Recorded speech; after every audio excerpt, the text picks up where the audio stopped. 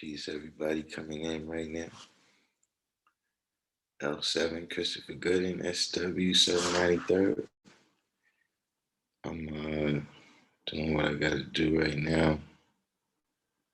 Sharing this out on my other pages.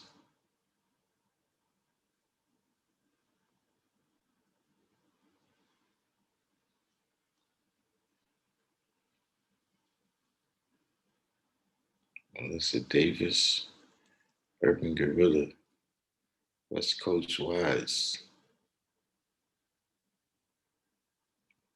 Divine Truth, Wise You,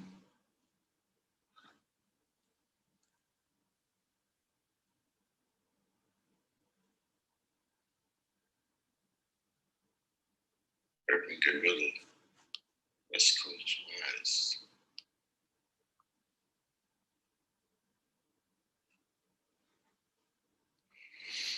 So what's the deal, District 120? What's the deal, man? What's been going on out there? Luke Cage. What's been going on with everybody out there with their studies? God I be. Has everybody been advancing on your lessons?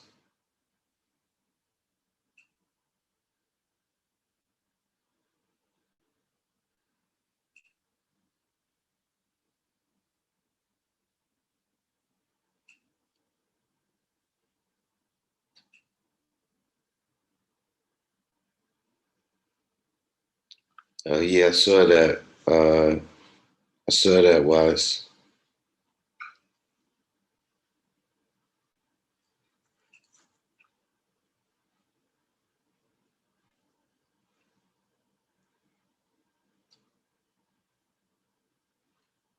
That was peace.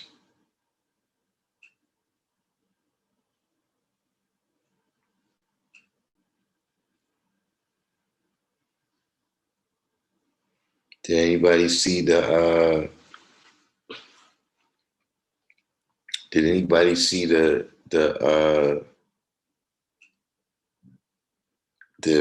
executive orders that was signed by Biden today?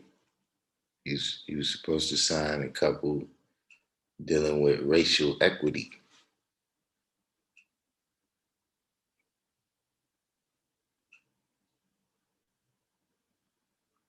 Did anybody check that out?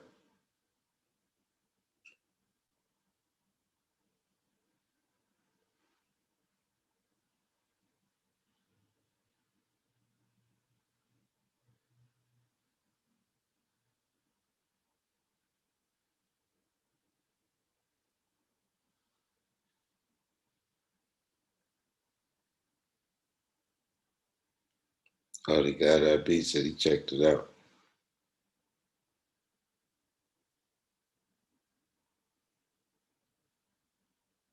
I took a glance at him. I mean, they was decent. What did you think about it? What did you think about it, IB, or about them? Because it was a couple of orders that he signed.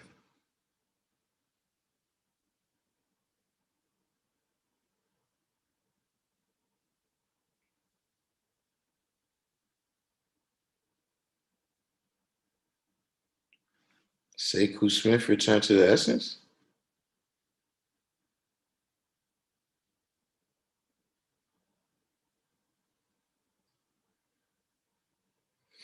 Yeah, that's what I thought out too, IB.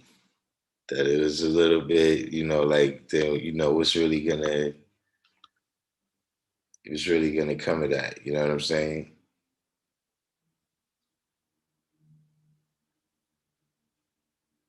Yeah, we got to see what happens as they, I guess, as they decide to roll it out. We got to, how do you do that though? And you got to see how it starts to get put into policy.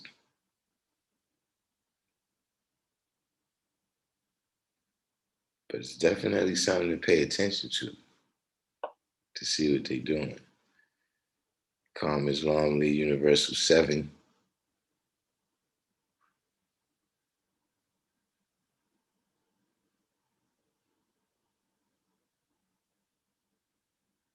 Because when you just let them lead the way on everything, a lot of times they might have good intentions, but they don't actually know. They don't actually know the solution sometimes. You know what I mean? Like if you just ask somebody, Joe Biden, he's had his life experience is what it is. He don't really understand what's going on. He's 80 years old. See, that's why they have those lobbyists that go in, you know, and they write the bills, and the senators just sign them because they don't have expertise in a lot of the different laws that they passing.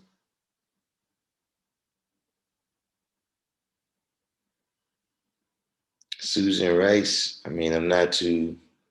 I'm not too. Susan Rice is she's a little bit of a autonom. What do they call it? Automaton. Like she got that Ron Burgundy in her where she'll say anything.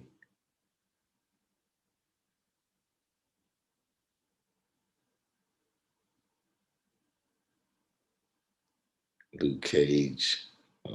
He put the military.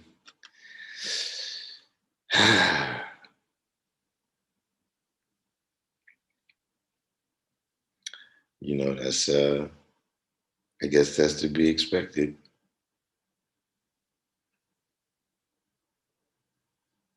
Guess they'll be going back and forth, flip flopping on that.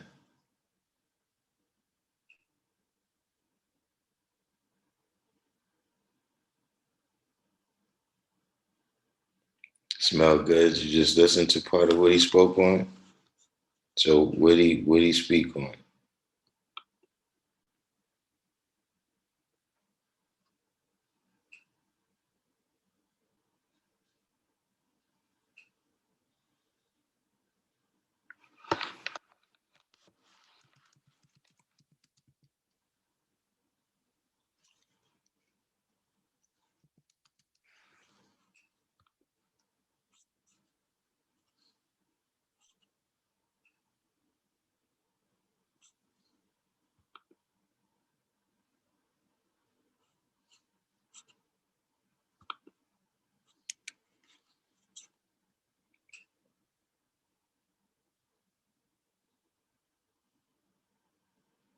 Yeah, right. And exact. IB said we opened the door for all these other groups. They used our template. You know what I'm saying? So I guess, but I'm still. I would have preferred to be in the first wave. Now we got to say at least, uh, they paid attention to some things. I don't really know what they're gonna add up to yet. Like you said, they haven't really gone into the details of what it's going to mean. But at least we was in the second wave.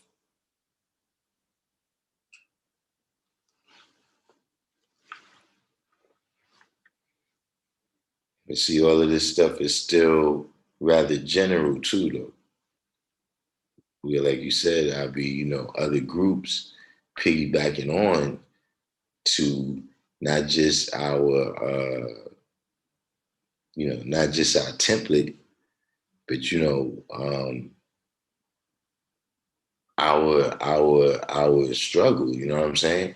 As original people, like now it just becomes, or as a specific group of original people, it just becomes minority, where you got all type of people mixed in that when you say you do something for that still doesn't deal with a particular situation that you got to deal with.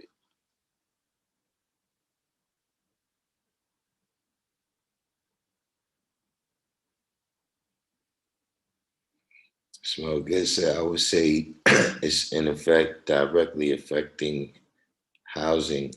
Yeah, but affecting it how? Just remember, man, you're gonna find God and the devil in the details.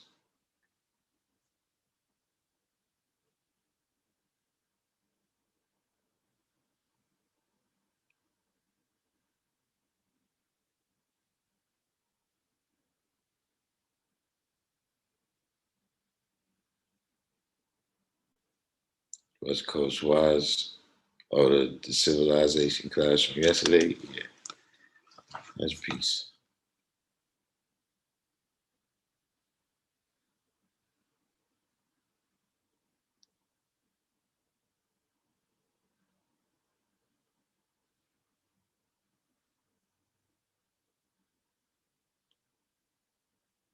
But yeah, getting back to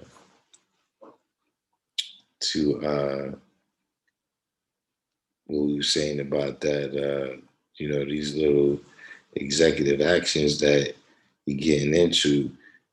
Um, from what I read, it just was saying it was going to end discrimination in housing.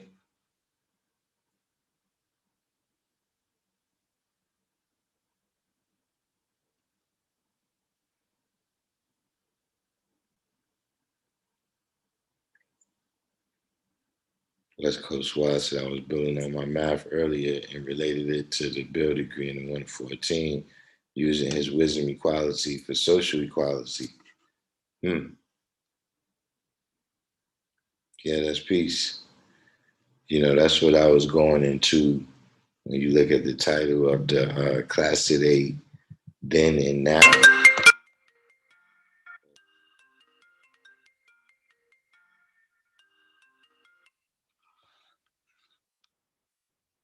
Uh, Today being wisdom equality. You see,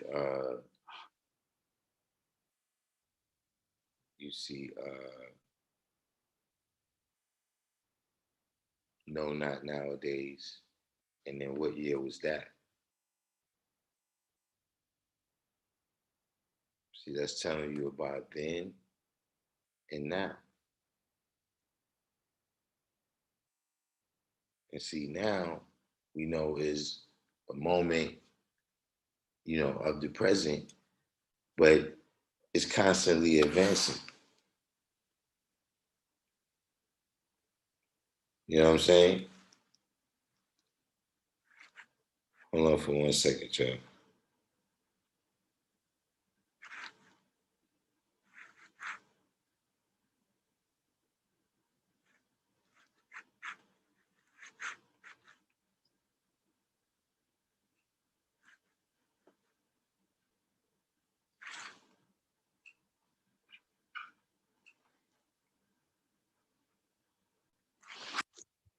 Uh, yeah, now is a moment in time that's constantly advancing. See, then already happened. That already happened. Then ain't going nowhere. But see, now it's constantly advancing.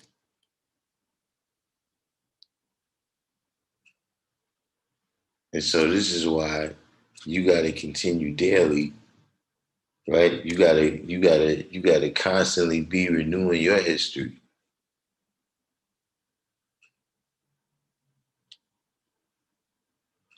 See, like, whatever when we deal with the science of mathematics, right? Being a problem solver, right? That means that we don't dwell on the problem, right? We come to a clear picture, we come to the understanding of a solution.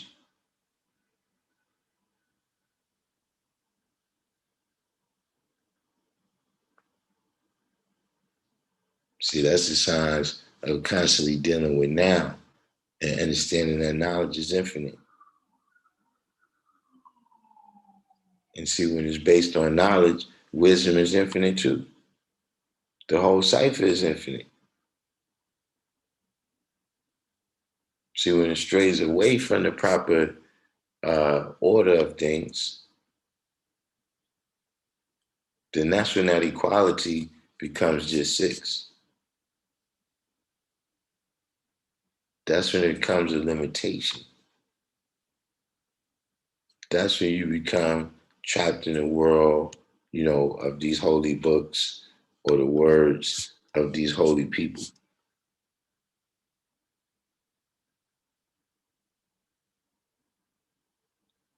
because everything is not based on knowledge. Hold on 1 second. Yeah, let me catch up.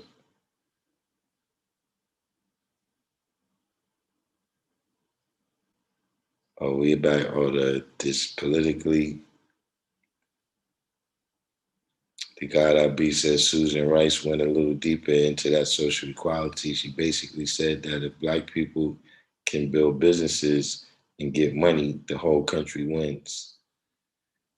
Um,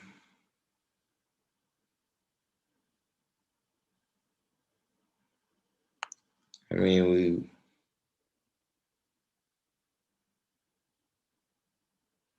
all of that it still depends on how it works out, man.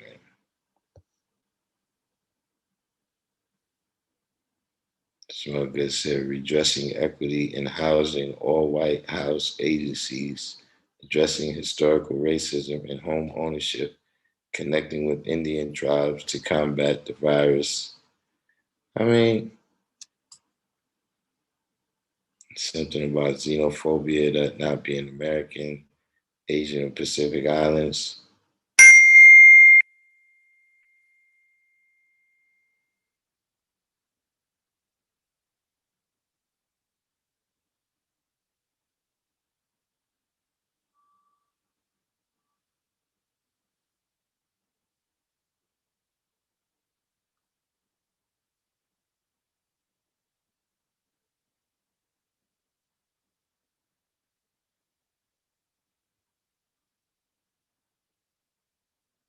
West Coast Wise said I had a situation last Sunday where I got into it with my bro, who is currently my oldest, longest friend, and he's the only one of my people who can't come to terms. The old me is dead. You know, yeah, that was then, this is now.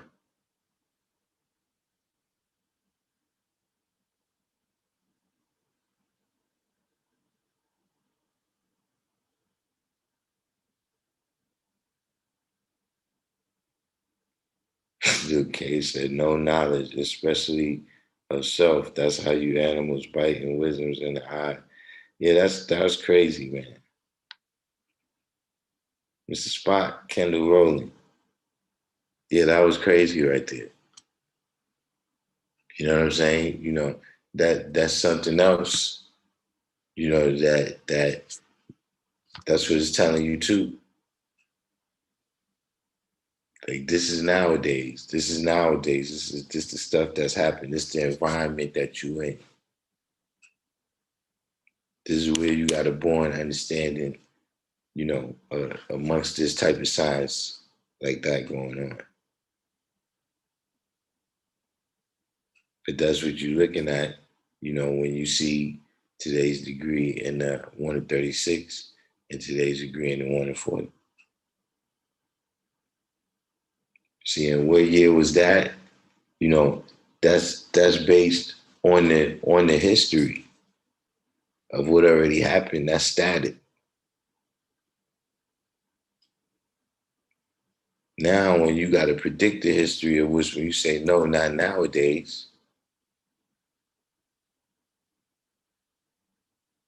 See, you use what would happen, these different things that's been observed from the present date of our history of Quran.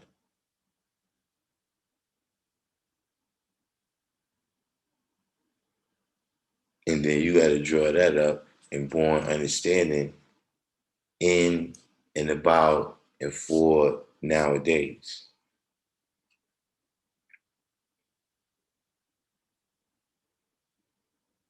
See, otherwise you're not gonna be wise in your movements.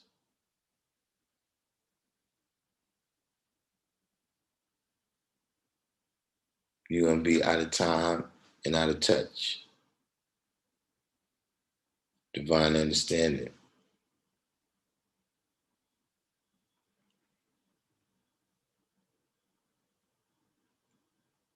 Love, what's the deal? You're going to be out of time and out of touch. And the equality is not, you're not going to be dealing with equality. You're just going to be dealing with six. That's when it's a limitation. So that's just something to do the knowledge to. Um, you know, when you're reading books, when you listening to somebody else uh, tell you what the science is they dealing with. See, as a wise man, you got to draw that up to the fullest of equality.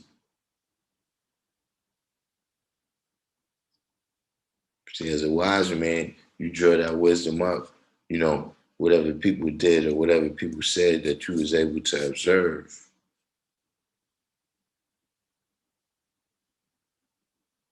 And then it's about what you build with that or what you destroy with that,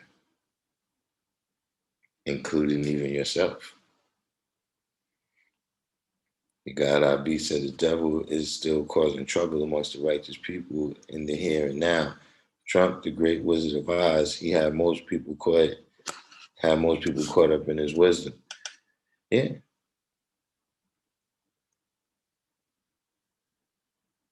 But that's a strategy that they use, right? That's actually come to a point where it's an advantage for us. See, because they've polarized the country so much, right? Then the vast majority of people is right down the middle. And so now a small group of people moving from one side to the other side or not supporting one side or supporting one side can make a big difference.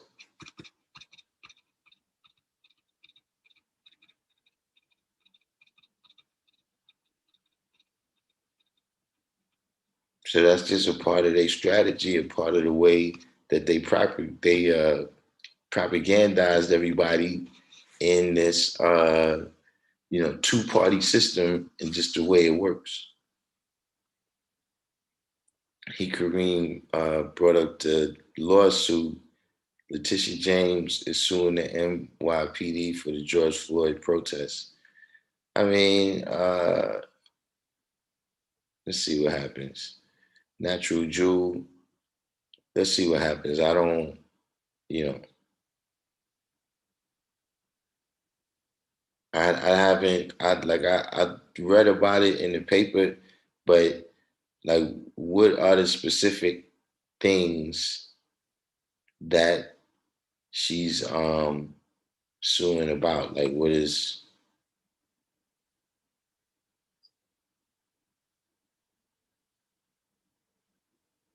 and what is she seeking as remedy for her suit?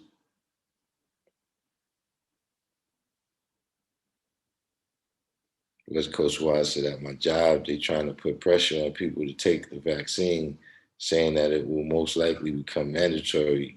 I doubt it will come to that, but either way, I told the HR manager I'm not taking it. Well, I saw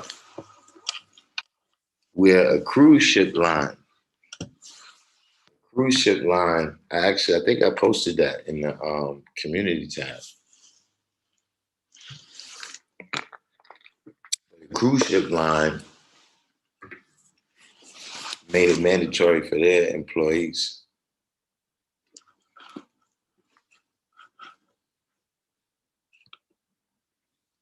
So I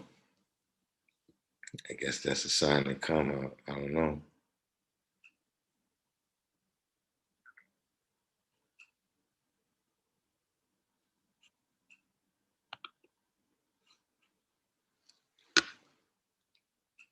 We'll have to see about that.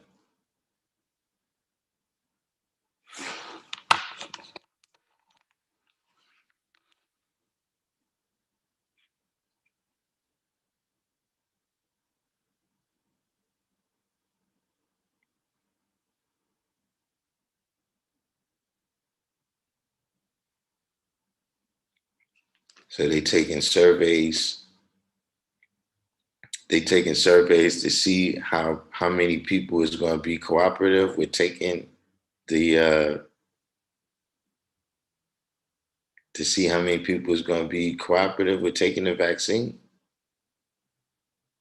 That's rich. Everybody do the each one teach one and hit the like button. District 120 said they told my mom that I had a job and she said she's going to quit. Hmm.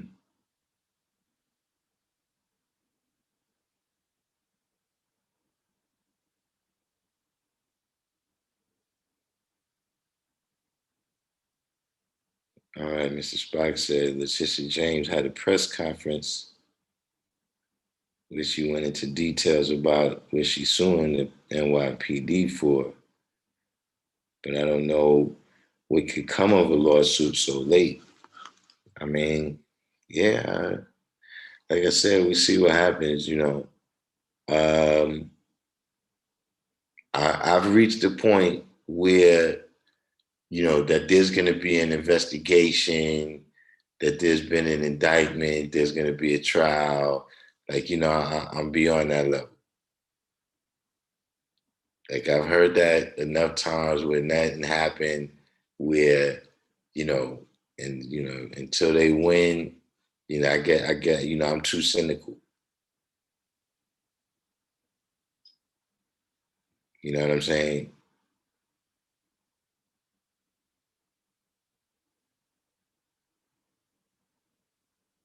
Born Reality said that is the question. What will one do when you have to decide between not working and taking the vaccine? I mean, hopefully enough people will fill out the will fill out the survey in a way where they conclude that you know it's going to be too much trouble. You know, like if you're going to have too many resistors and then you end up with a situation like they had at the Capitol or something, then it's not worth it. You know, they'll find another way.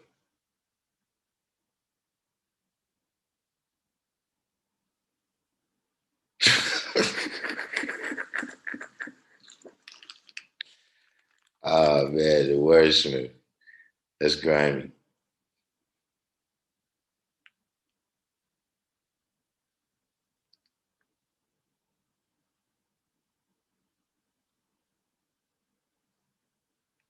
So it's only two people that do what you do at the job that took the that didn't take it. You and another black guy, huh? West Coast.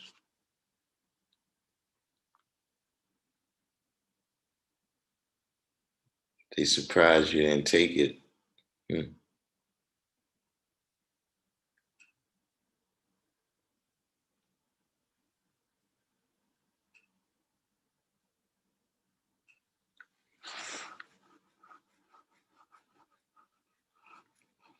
Yeah, that's the deal, man. That's you know, well, you know, who knows, man. You know, it's definitely everything is by surprise. You know, me right now, my point is, look, I'm in the control group. Like, see, that's what you know when you gotta remember. See, even those of us that ain't taking the vaccine, right? We still a part of the experiment.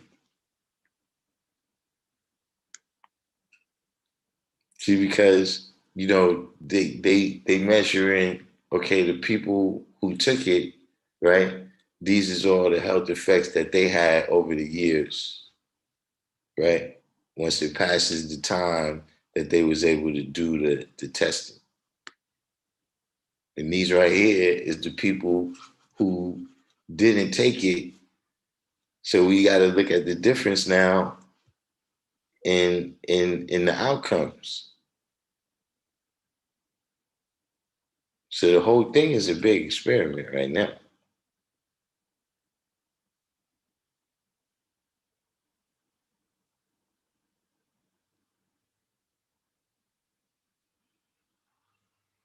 You got IB said over half of frontline workers are refusing to vax. Healthcare workers and firemen in New York. Workers have to stick together. I mean, I did hear about that. I didn't hear about the healthcare workers, but I definitely heard about the firemen. Um,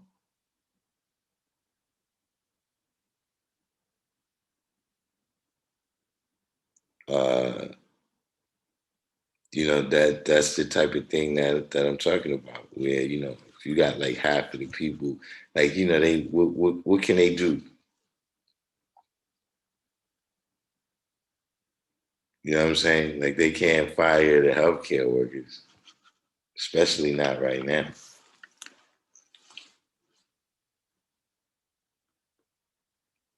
Melissa Davis said, "I'm not taking it, and I'm scared for my friends who have." West Coast Wise said, "Indeed, an experiment.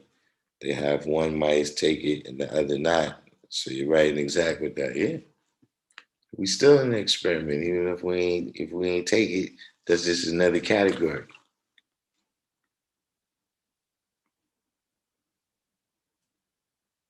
So you got to be aware of all of that. You know what I'm saying? Meaning, over time that might come up. Well, actually, it might be in your file anyway, right? Like in your medical file, they can look right there. All right, yeah, this person took the vaccine, you know what I'm saying? And then you being monitored. All right, this person ain't take the vaccine and you being monitored.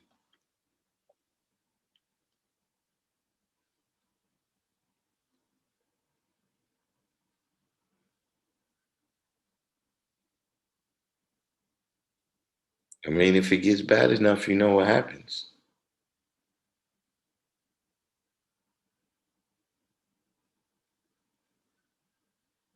If it gets bad enough, we'll be forced to build our own economy.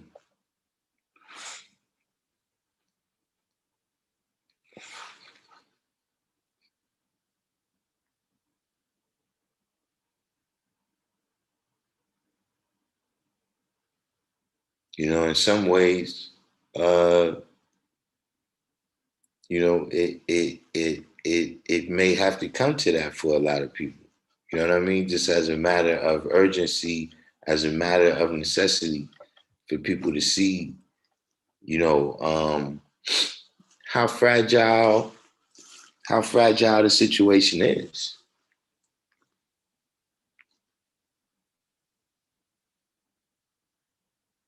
Like, you got all these people in the army, all these nuclear bombs and all of this, right? And, a little microscopic bug took the whole thing down.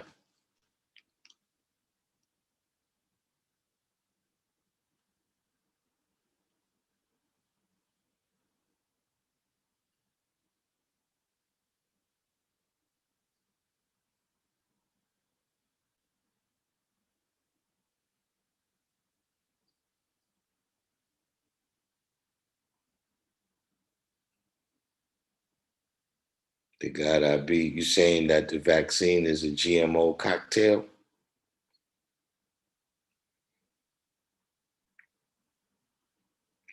Listen, man, I don't think nobody knows what's in it. Not even the people that made it. So I'm not going to be one of the guinea pigs in that part of the experiment.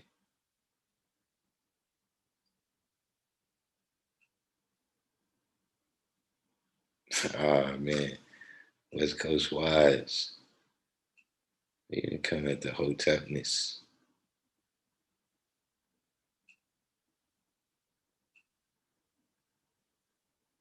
Born Reality said, that's it. We've been doing that and actively doing that now, building our own infrastructure. Miss Lonely said, probably some swine in there.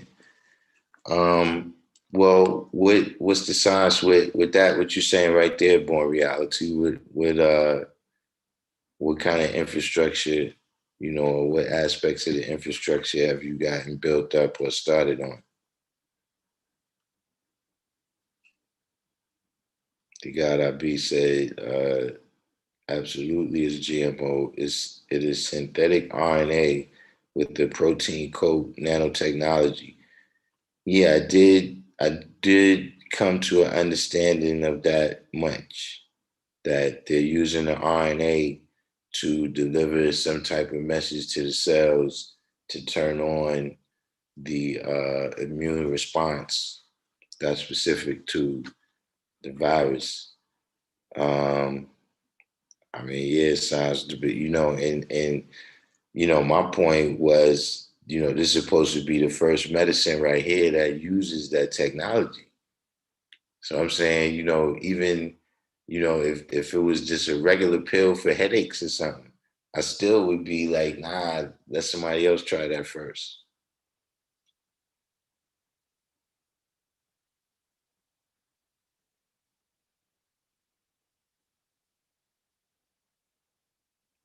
PC Ram says, should we be forced to, as a whole, in sections to make our own economy? How many you think this time around would stay doing, even if things were feasible to not have to anymore in these current times?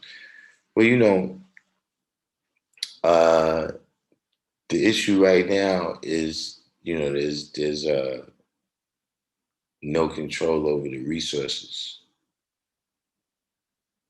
Like we gave up, a lot of the land, you know what I'm saying, and just, home ownership, at least,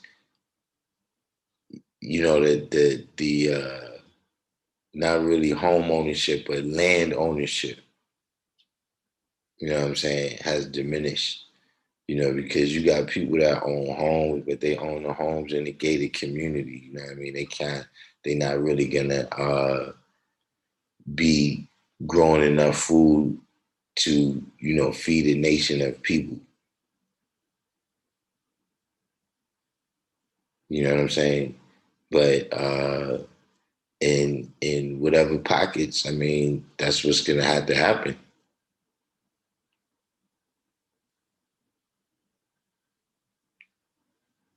If the situation, there's, it's not just the vaccine that's going to cause that.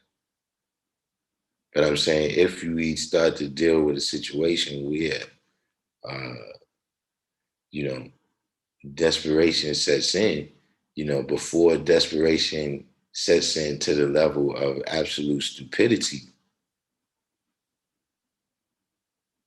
you understand what I'm saying? See, because the situation could be desperate, but you could still be wise in the midst of that situation. See, if you get desperate, now you start doing stupid stuff.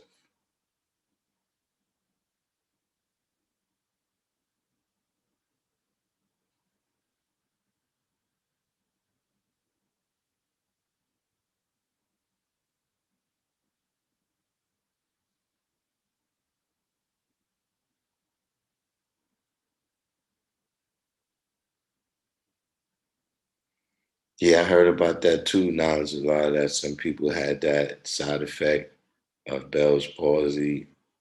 You know, just another reason for me to decline at this time.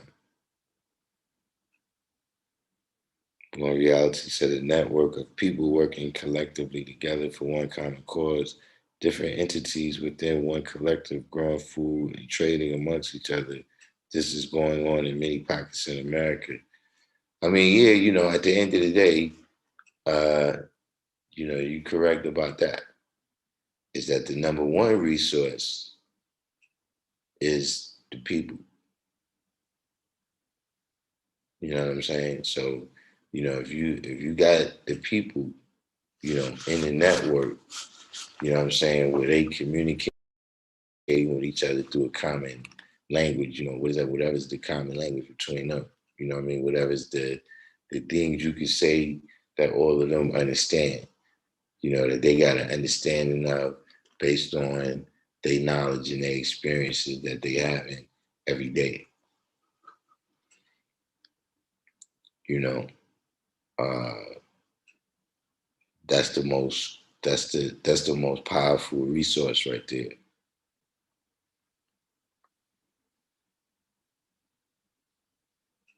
And Grand Reality said, as we continue to grow and link the trade lines will become more accessible. It's already going on. I mean, we may need it sooner rather than later.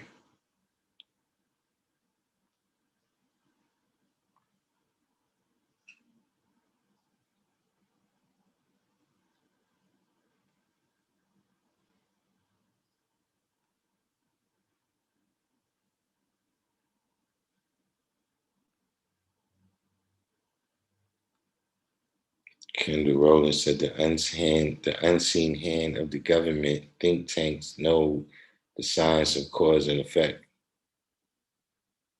Yeah. But we gotta be a think tank too. See, that's what I'm saying. When you're dealing with today's degree in the 1 to 40, that's what you're doing. You analyzing everything that happened to 25,000 years. It's telling you about two events.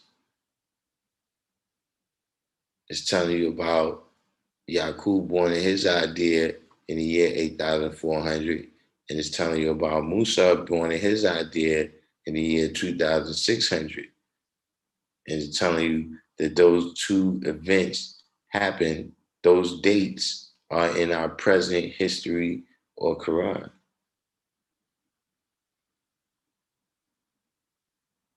So see, you analyze what happened then in order to come up with an understanding that you can apply nowadays.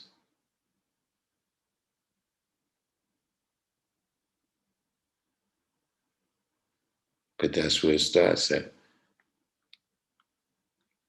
It starts from, being able to formulate an idea, being able to see a clear picture, right? From the knowledge and wisdom. More reality, so we speak supreme mathematics to them. Yeah, but I'm not saying you don't speak supreme mathematics to them. I'm just saying that, whatever the form is, meaning they might be farmers.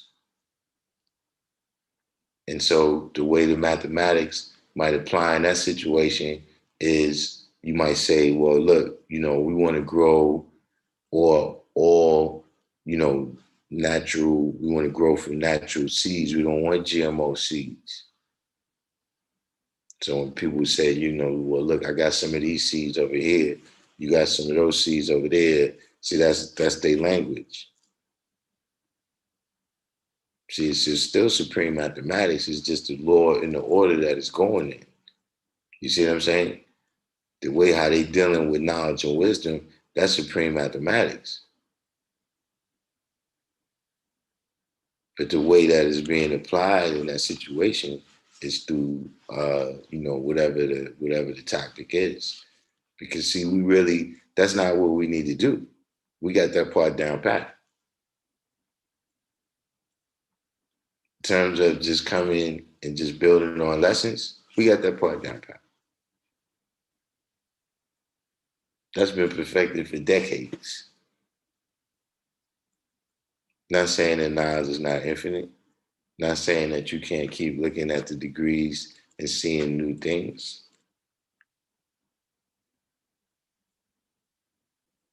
But telling you that the science of, just building on mathematics, applying to the lessons, that's already perfected.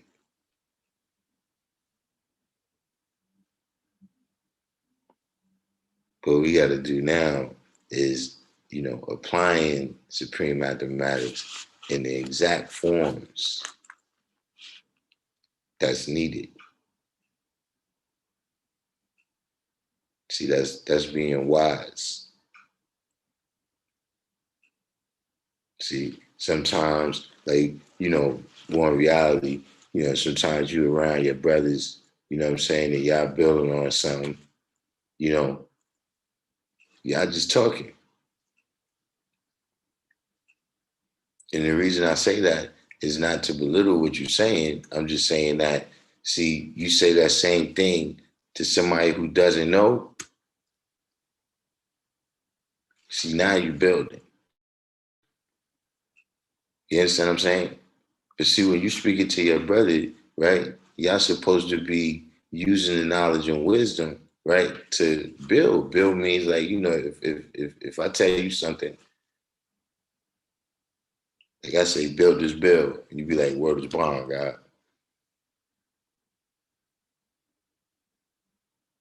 We wasn't really building. Now, if we apply that principle, that build this build, and we say, yo, God, I want to do this thing right here. You know what I'm saying? Yo, it's going to take this much right here.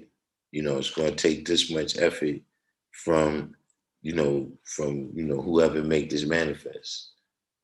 You want to add on? Yeah, no doubt. Let's do that thing. See, that's building. You apply the principle of builders build without necessarily using that terminology, of that's in the lesson.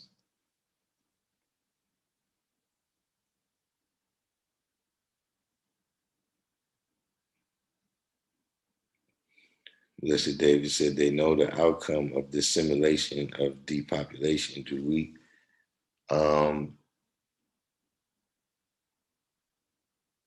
No. The Black people in America haven't been given a situation, I'm talking about as a whole, the people we talking about that's really being affected by these things, their situation is usually so urgent that they don't really have time to think about long-term ramifications of things. Like, if people really had a chance to sit down and map out the chessboard of what's going on and see what would be the outcome of certain bad moves, they never would have made those bad moves.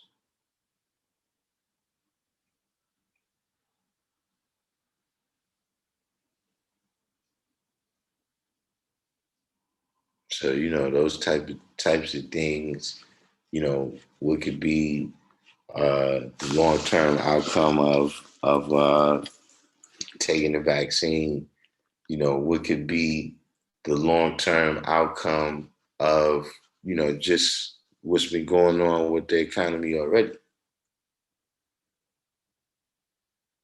What could be the long-term outcome, when they start to say, what's going on with the school system. Like, what is already going on with the school system, but then as the government starts to say, well, we lost money last year because, nothing was really open because of the lockdown. We didn't collect that much taxes. So, now we want to bring schools back, but really we can't.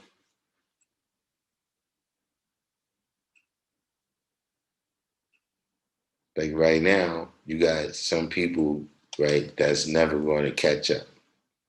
Right? You got people that in the last 2 years, they was either in the first or the second grade, or they was in the 11th or 12th grade. So if you graduate, right, out of the 12th grade this year, That means you haven't really been to school in 2 years.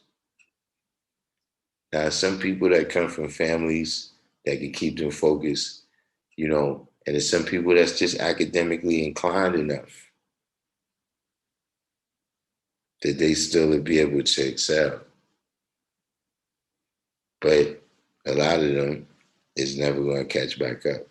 The same thing if you got kids that was supposed to be in the first and the second grade,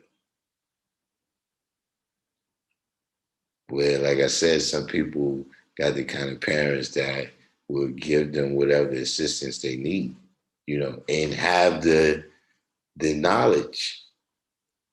You know what I'm saying? You could want to help them, but if you don't have the knowledge yourself of the things that they learn in school, right? How you gonna do that? And you got people that, of course, is just academically inclined. So, they could pick up in a fast enough time to catch up. And that goes all the way into the college levels.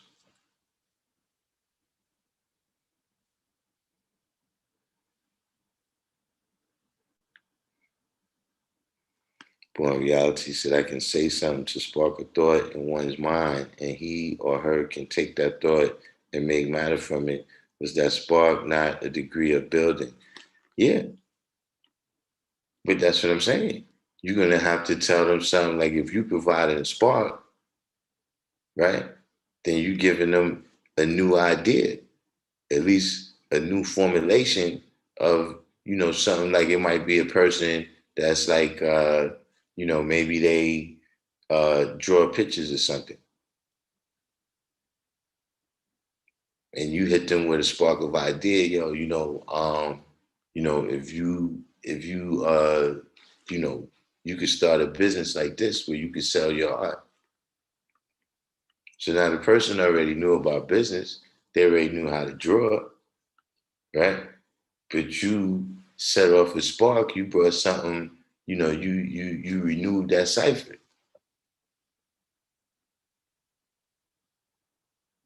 Now, like you said, if the person take that idea and renew their cipher, use it to renew their cipher, then now you're building. But if you just sitting there and saying, yeah, man, remember that picture you drew? Yeah, God, that was peace. Nah, you wasn't building. Y'all was just talking.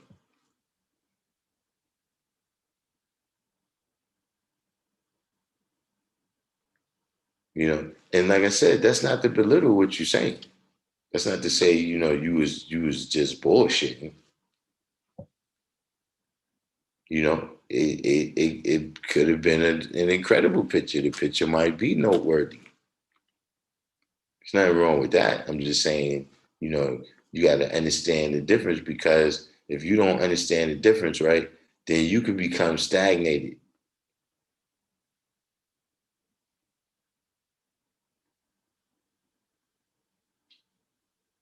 You know how you thought, like, yo, damn, I thought I turned this fire on under the pot.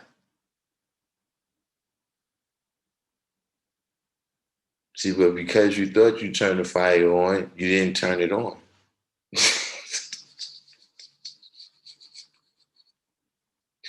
You understand what I'm saying? So if you was just talking, the reason I say that is, if you just talking, right, but you thought you was building, then you ain't gonna build.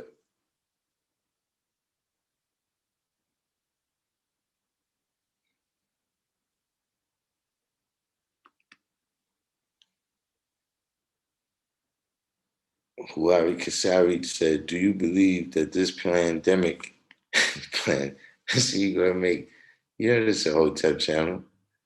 Do you believe that this pandemic is going to get worse or better as this new regime progresses?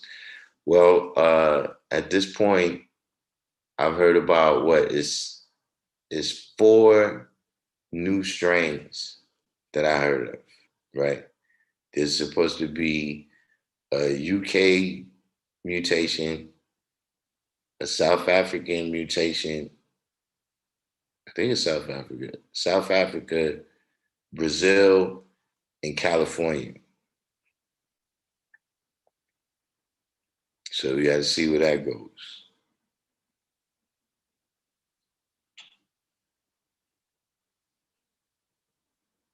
You know, for me, it's one of the things is all of that is very difficult to predict.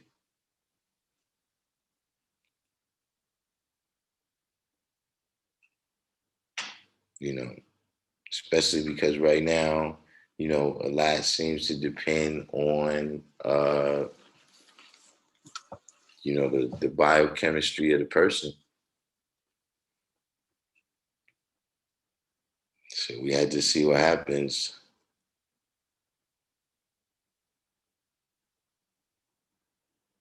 The VC realm is four strains that I heard of. UK, South Africa, Brazil, and California is supposed to all be unique mutations.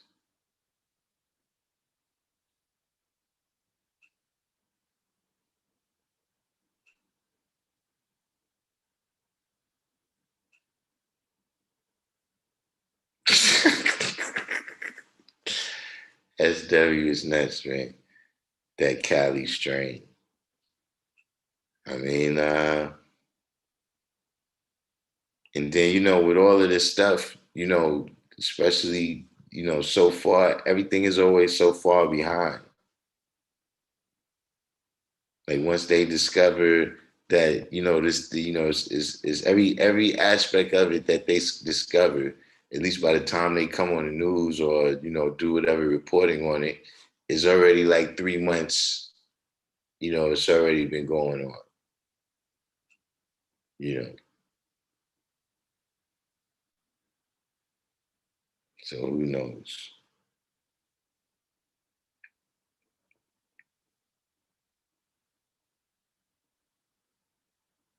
Born Reality said the expiration date, the bread is not spoiled when the expiration date hits. However, it will get worse.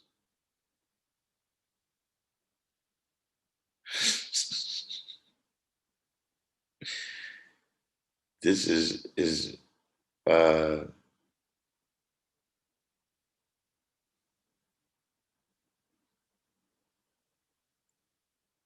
he said Biden aims for 1.5 million daily doses of the vaccine. Yeah, I heard about that. UK said they said today, I guess it was a news report today, that Brazil strain is allegedly the most dangerous.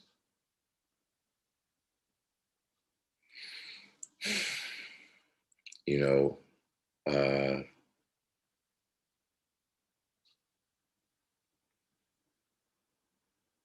this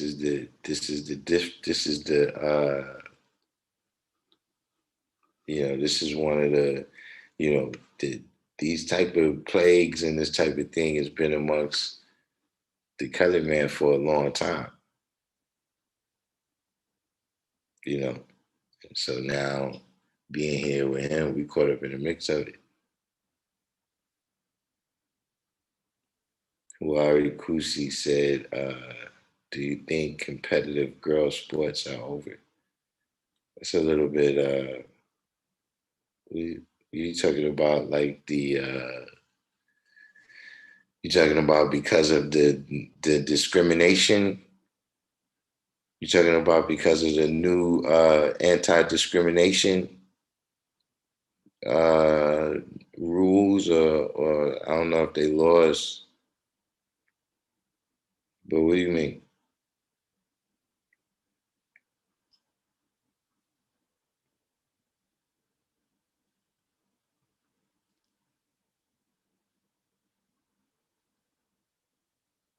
Real hip hop. Yeah, what happened to real hip hop? We ain't seen real hip hop in about a month and a half, 2 months, right?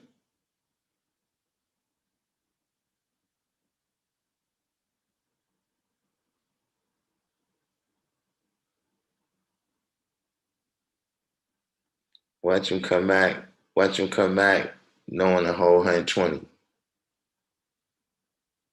You ain't gonna be able to tell him nothing.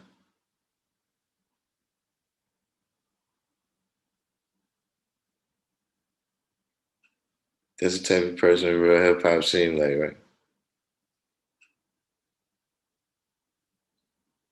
Come back with the whole 120 on cap, styling and profiling.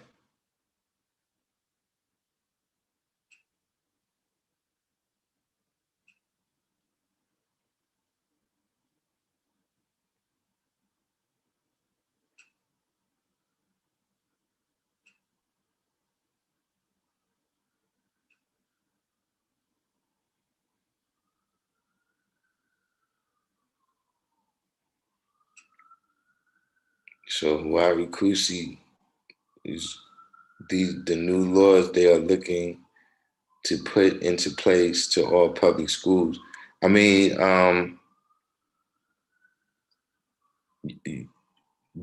I do recall you talking about this. This was one of the executive orders, right?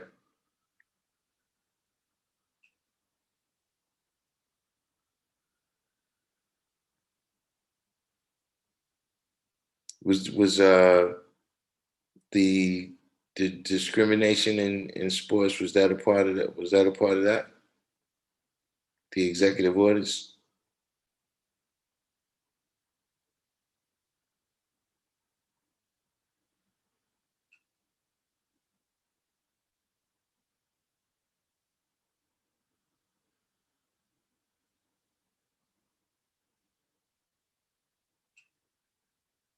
Everybody do the each one teach one and hit the like button.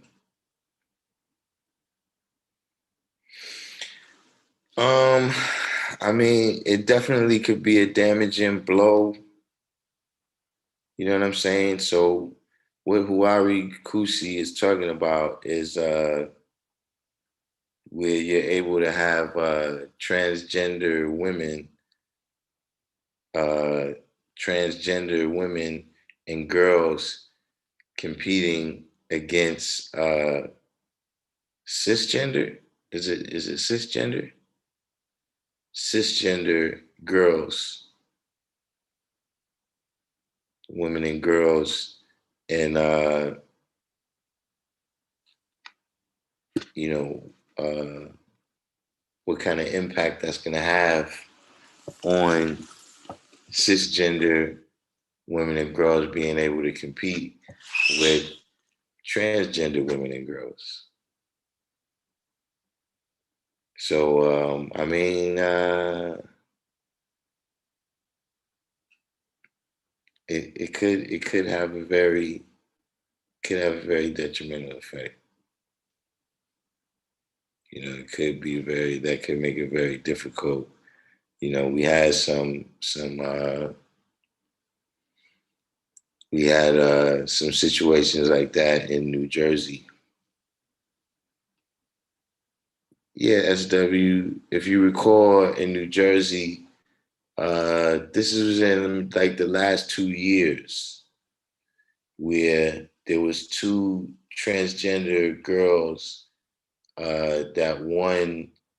I think they won the state championship in New Jersey, uh, competing against cisgender girls because being that you can't discriminate, right, on the basis of gender, if they say if the transgender girl tries out for the girls team in whatever sport, uh, they can't be discriminated against. So they end up competing on the girls team against other girls. I suppose transgender and cisgender.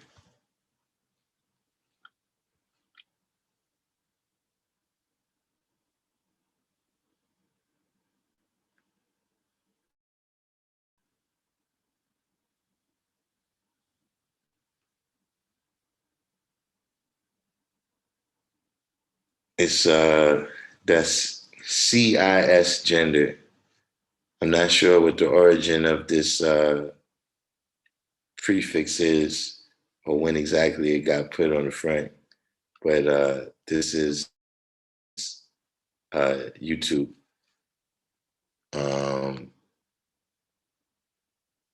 So this is this so that's the terminology that I got.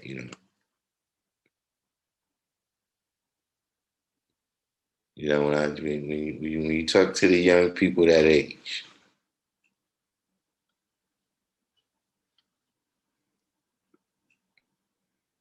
man, Atif, this is a Hotep channel.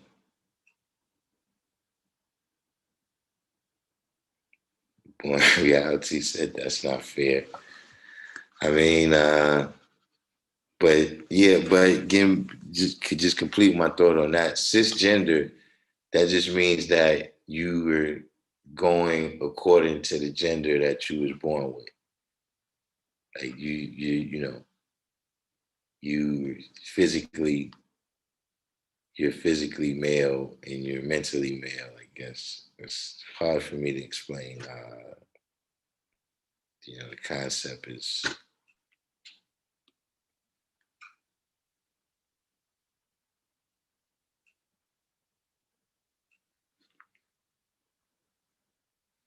Kendall Rowland.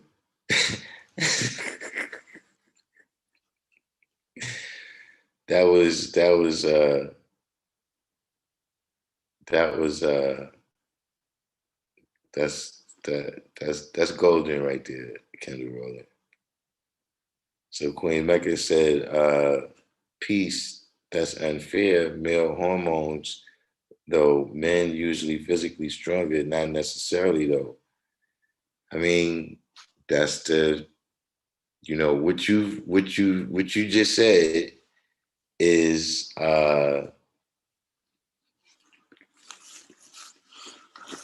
that's one of the defenses that's used, is that men are not necessarily stronger. That's one of the defenses used for why it is fair.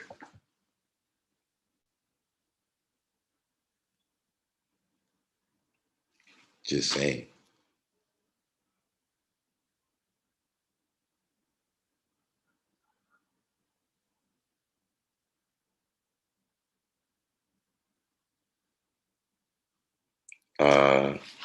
Why Kusari, the military, once they push all of that through about the anti-discrimination, all of these things is going to be included because it was successful the first time. You know what I'm saying? Well, I wouldn't even say that's the first time, but on the Civil Rights Bill, where they included, on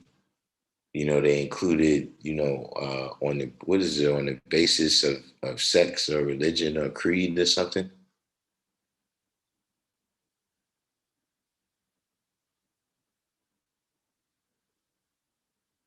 And so something that was for a specific group of people in order to remedy a specific situation that was, you can't say created, but, it was built in, it was written in. You know what I mean? The fact that there would be some people in America that was going to be slaves was written into the Constitution. You know what I'm saying? The tax revenues or however you want to say it. You're supposed to be doing something to benefit these people who historically have been, victims of that situation, but then you water things down by adding in these other, adding in these other people, these other demographics. Not to say that those demographics didn't deserve remedies, But I'm just saying that in the end, only the most savvy, of the people in the demographic, when everybody gets lumped in, is going to be able to really receive the benefits.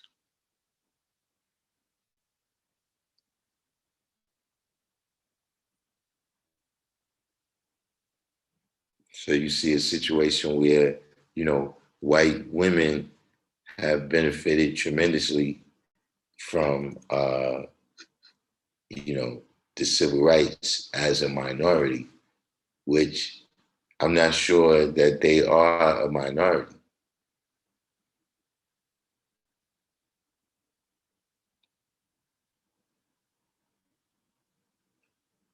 That I'm pretty sure they're the largest demographic.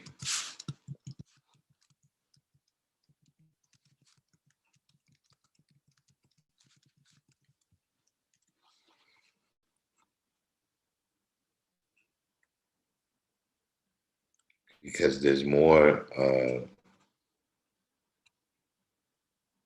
white people, and there's more women than men.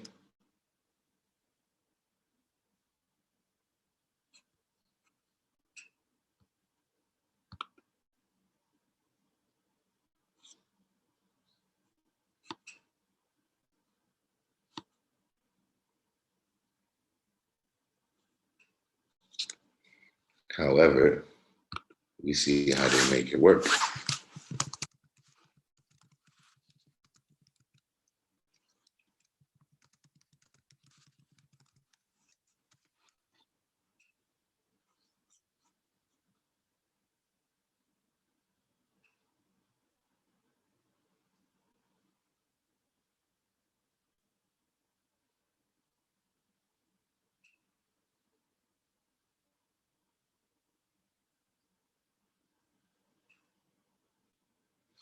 So it says here there's 120 million white women in America.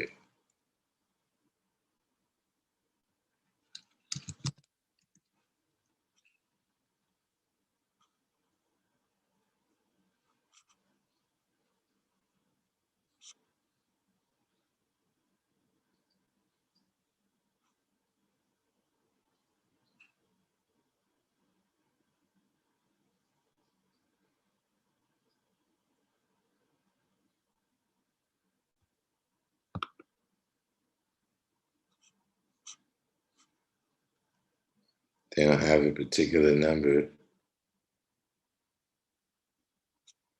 These white men are 35% of the population of America. Hold on.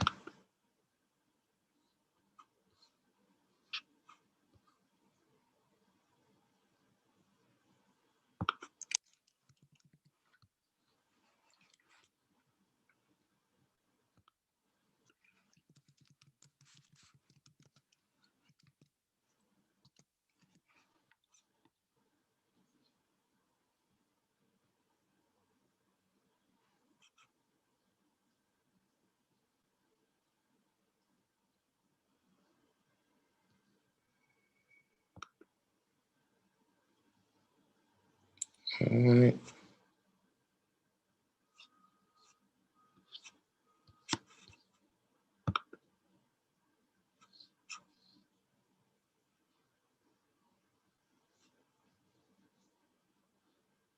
Hmm. Odd that they don't have these numbers.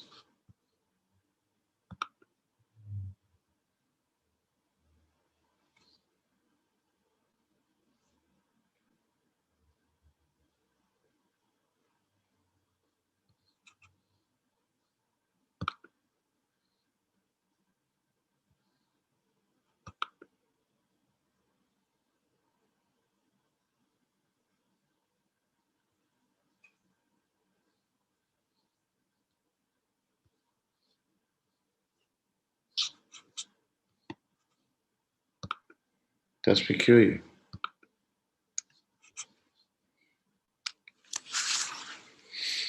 People in reality said any woman is considered a minority in America. Yeah, but like 51+% of the people in America are women. That was the thing that I was saying. And so, getting back to Huari Kusi's point, yeah, you're going to see, under the anti-discrimination, you know what I'm saying? All of these things that changes things a little bit. You know what I'm saying?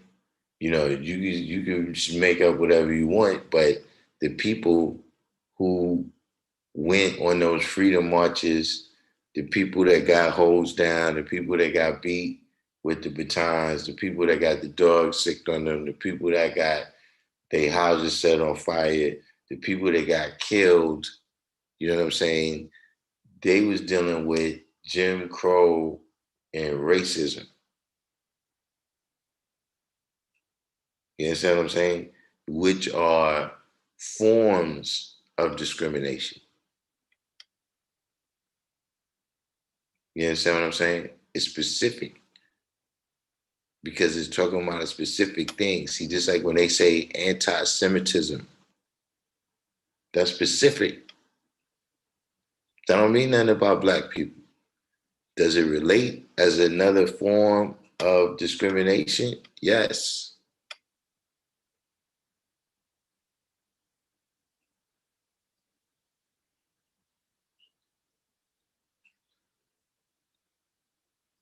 So, that's one of the ways that, like I said, you know, um, I'm aware, right? When you look at what he says that it's executive orders that he's signing for he's signing the executive orders for racial equality, but then in the bill you start seeing anti-discrimination. See, you subtly change that with the language that you use. See, I told you you gotta watch them with that. See, we took from them everything except their language. So you gotta watch how they use language.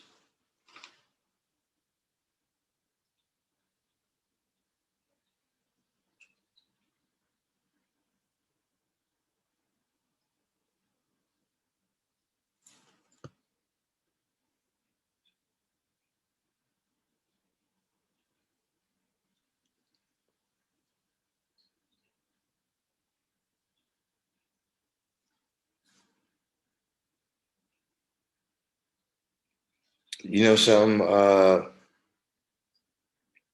some knowledge said about that's kind of what I'm waiting for this thing to get instituted, this anti-discrimination, uh, this anti-discrimination, whatever policy to be fully instituted, and so I was going to go down to the bank and tell them that, look, I feel like a billionaire. You understand what I'm saying? And as a billionaire, I feel like I want to withdraw a couple $1,000,000 right now.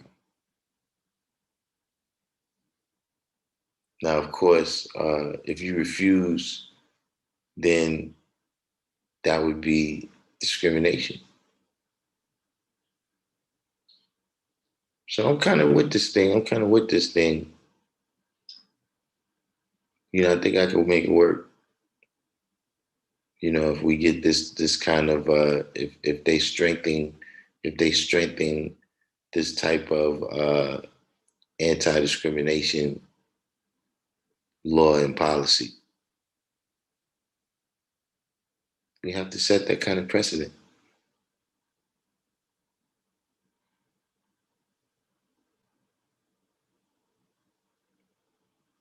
See, the same way, they piggyback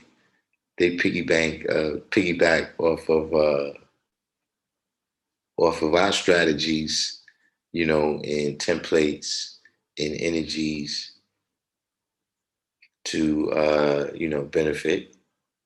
We got to understand how to make this work. So, as soon as that gets signed up, everything gets codified in the law. Citibank, here I come.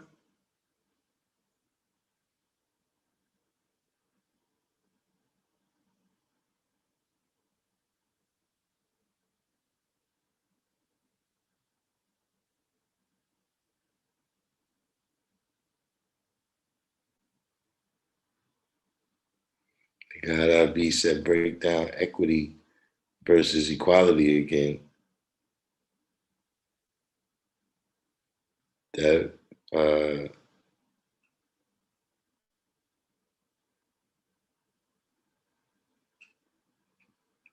don't think that was one of my topics, but equity, that's the equality that you deal with within yourself. You know what I'm saying? These are the things that you do, the knowledge, wisdom, and understanding that you apply. You know what I'm saying? When you deal with knowledge, wisdom, and understanding, that borns equality. You know what I'm saying? Now, uh, how you deal with situations.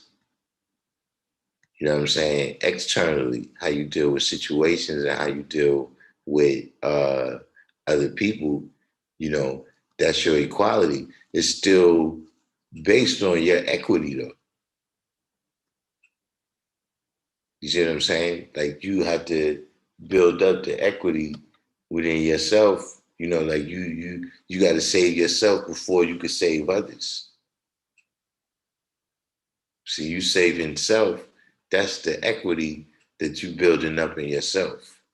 You see what I'm saying? Like they got equity that a person, they build up in the house by taking good care of the house, taking care of the property around the house, making improvements to the house, right? Then they got more equity in it. Something that you could, something of value that you could turn into, in the way they, do it, in terms of with mortgages and all of that, something that you could turn into money.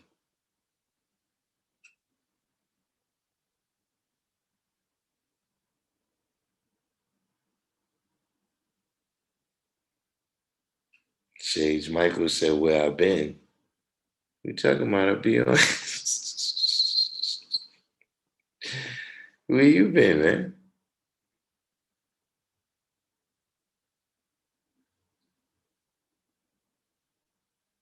It's been a minute since we seen Shades.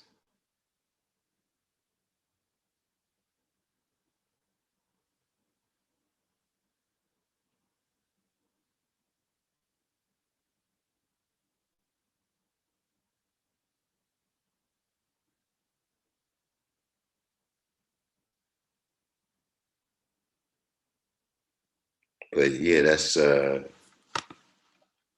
internal, that's your internal value.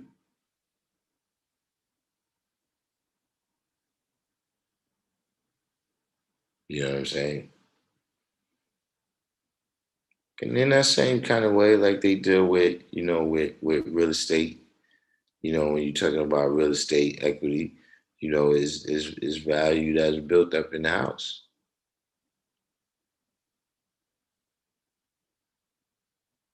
You know what I'm saying? And you can turn that into money.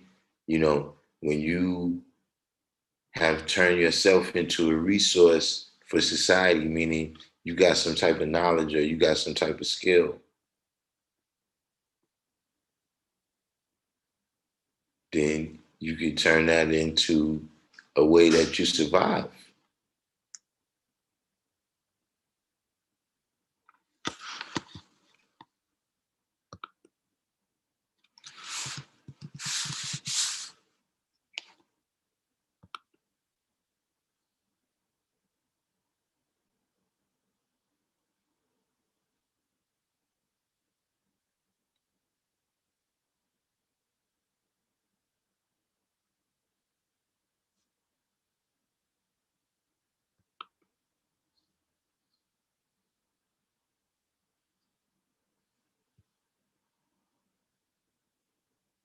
I just happened to Google this.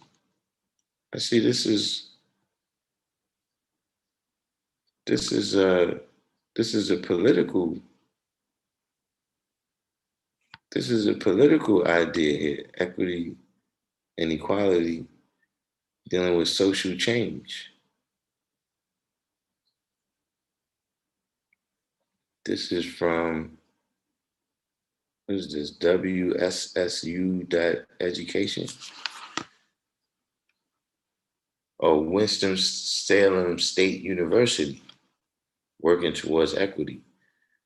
The terms equality and equity are often used interchangeably. However, they differ in important ways. Equality is typically defined as treating everyone the same and giving everyone access to the same opportunities. Meanwhile, equity refers to proportional representation by race, class, gender, etc., in those same opportunities. To achieve equity, policies and procedures may result in an unequal distribution of resources. For example, need-based financial aid reserves money specifically for low-income students. Although unequal, this is considered equitable because it is necessary to provide access to higher education for low-income students. All right, so um, this is basically um, talking about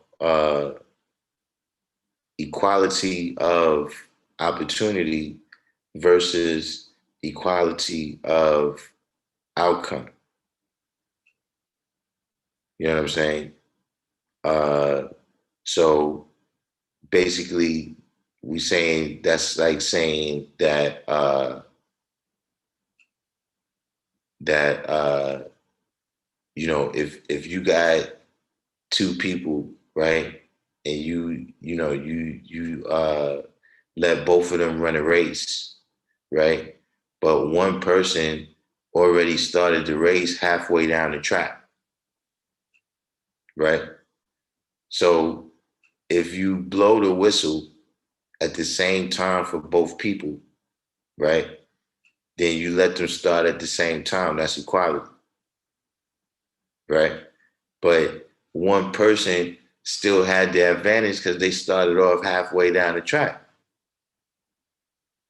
So now what they saying is to uh, deal with them with equity is you blow the whistle for the person that started from the starting line. You blow the whistle for him before you blow the whistle for the person that's halfway down the track. So then they really, at that point, have an equal opportunity to win the race. You know what I'm saying?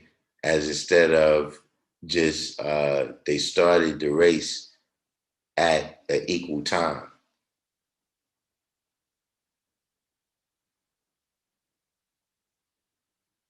Sage Michaels, I got well, this is Zoom right here. You can I hope you know, but this is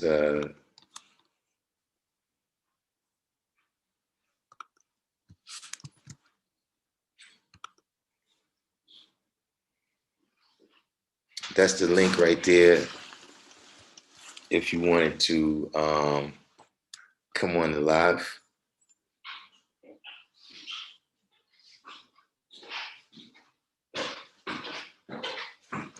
Yakima, peace. I can't, I listen, I was just ready to stop, Shakim. I was all prepared. I was all prepared to stop.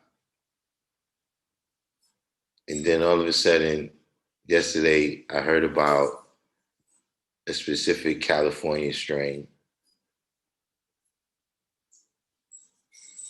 How do you explain this, Shakim? How do you explain this? We we need answers, Shakim.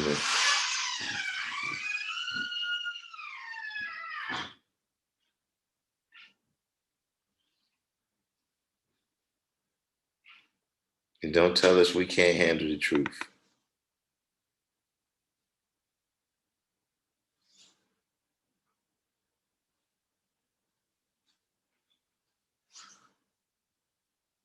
I'm just, we have to listen. Shakima, we have to get to the bottom of this kind of thing.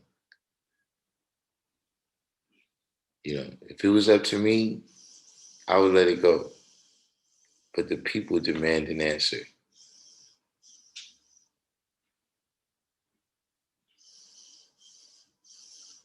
L7 said, I'm out here in North Carolina. UNC, North Carolina is a hard state. Please don't get caught up in the mist. What do you mean?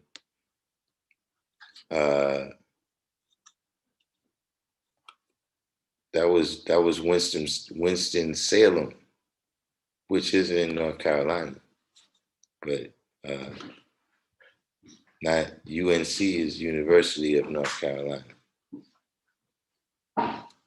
Mr. Sparks said, knowledge of self adds value to your overall estate. Dealing in equality can only be equity if the person is an asset. The profit can only be made if the person becomes born, then he can establish trust. So born reality, reparations, I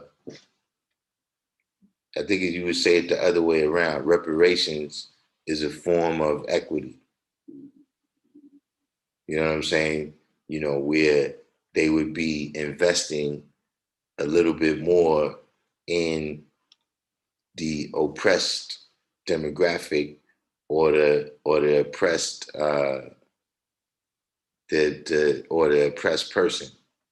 You know what I'm saying? You put a little more investment in them, a little more equity so that they could succeed. I don't know, Shakima. Listen, if this better be the last. This better be the last thing, Shakima. This new strain. If we get any more bad news, any more bad reports, we may have to put you on the list. No fly.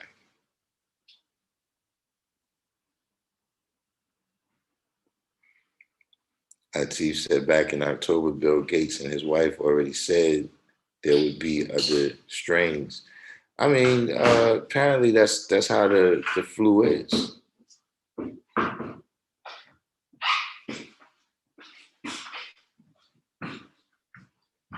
Like it's so many of them, they have them categorized. They have them categorized, H1N1, H3N4, et cetera, et cetera.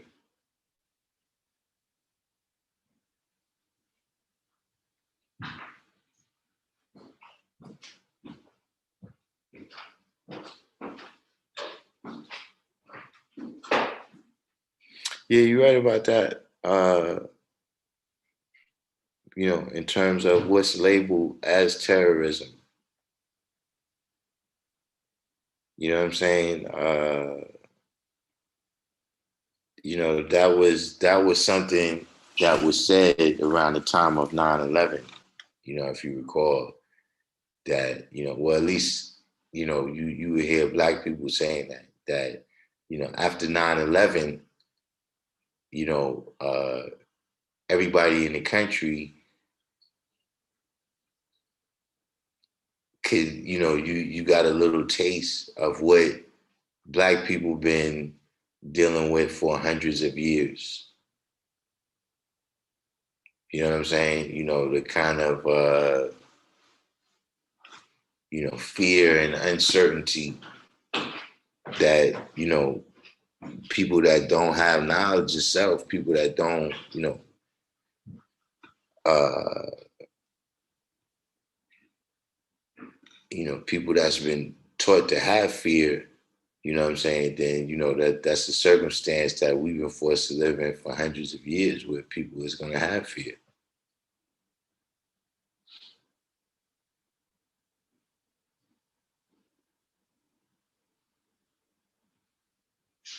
Jansport team, huh? I don't know. You better get in contact with Don Bishop. You better get in contact with Don Bishop and tell him to say some Hail Marys for you. Mr. Spock said when Allah got to school in Mecca, he established a trust for his beneficiaries. When was that?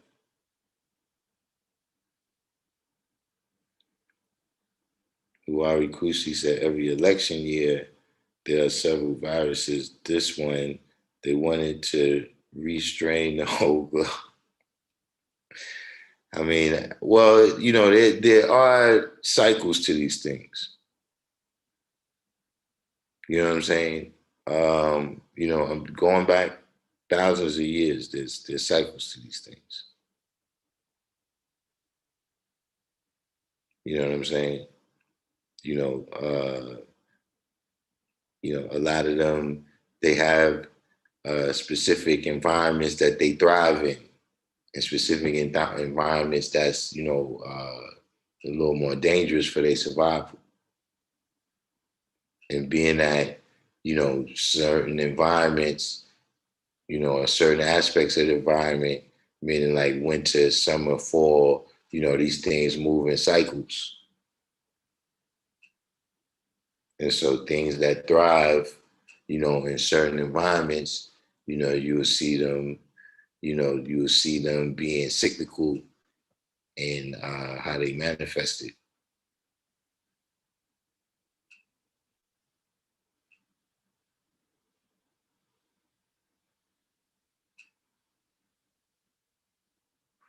This is West Coast wise. Well, we was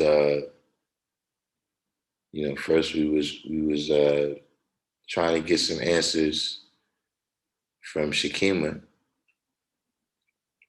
about this California strain.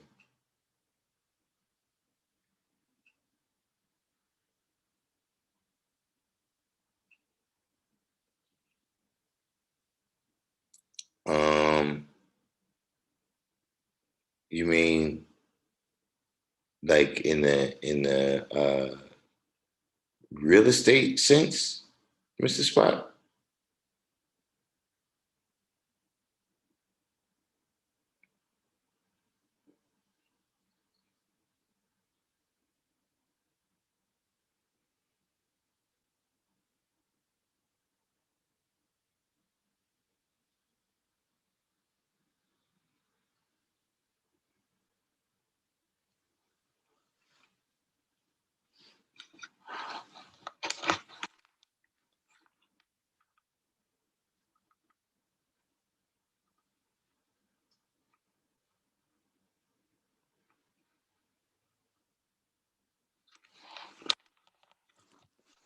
Oh, well, yeah. If you're saying in terms of yeah, he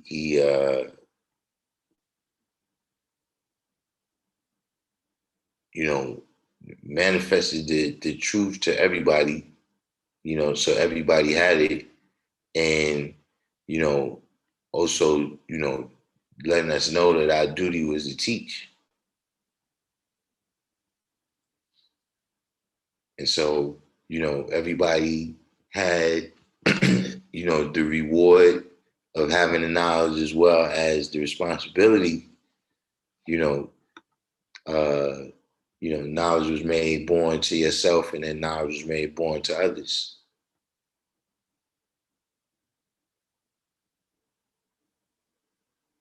And so through that, we benefit, as well as all the people that come in tune with us benefit.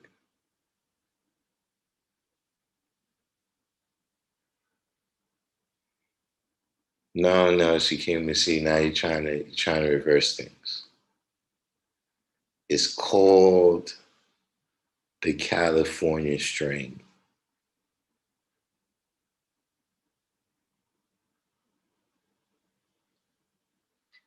This is what it's called. I told you we need answers. We don't need deflection.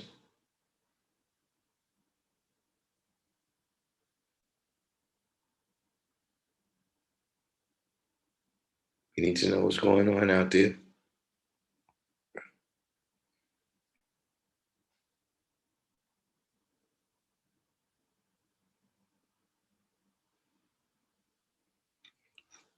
So L7, you said you've been schooling out in North Carolina. I guess you've been going to school in North Carolina all your life. So you have some history. Anything coming out of North Carolina is not good for you right now. North Carolina is one of those states that they can have somebody in the pocket. So like does that mean like you're saying like if you hear that some research was done in North Carolina or some, professionals in North Carolina wrote a paper or something that is saying that you got to be aware of that. They might be bought and paid for. And God Abi said, if these orders are for equity, then we should be getting more than people who already have. Yeah, that's the because there's the old theory, or there was a theory at one time, it's still around, but was that a rising tide lifts all boats. You know what I'm saying? Meaning that whatever's the water level, whatever's floating on top of the water, right, is going to rise up with the water level. But the problem is, of course, you're dealing with people that's barely keeping their head above water. And some, whose head is not even above water. So the rising tide, doesn't necessarily help you, if, your head is not above water. So, this equity is a different that's a different philosophy on what to do. The only way to do that, I ain't gonna say the only way, but the most obvious way to do that is with set asides. You know what I mean? Meaning certain resources or a certain amount of every resource is set aside for certain people. You know what I'm saying? Like for instance, in New York, right? The newsstands that you see, those little newsstands where they have candy, originally that was set aside for Black veterans. Like at one time, whenever you stopped at one of those places, you seen an older brother.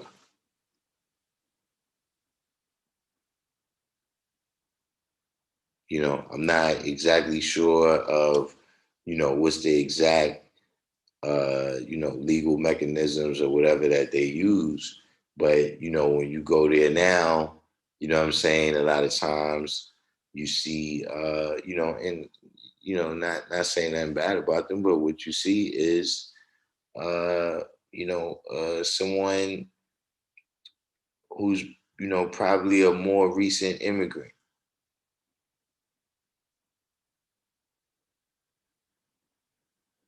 You know what I'm saying? A lot of things, even in terms of,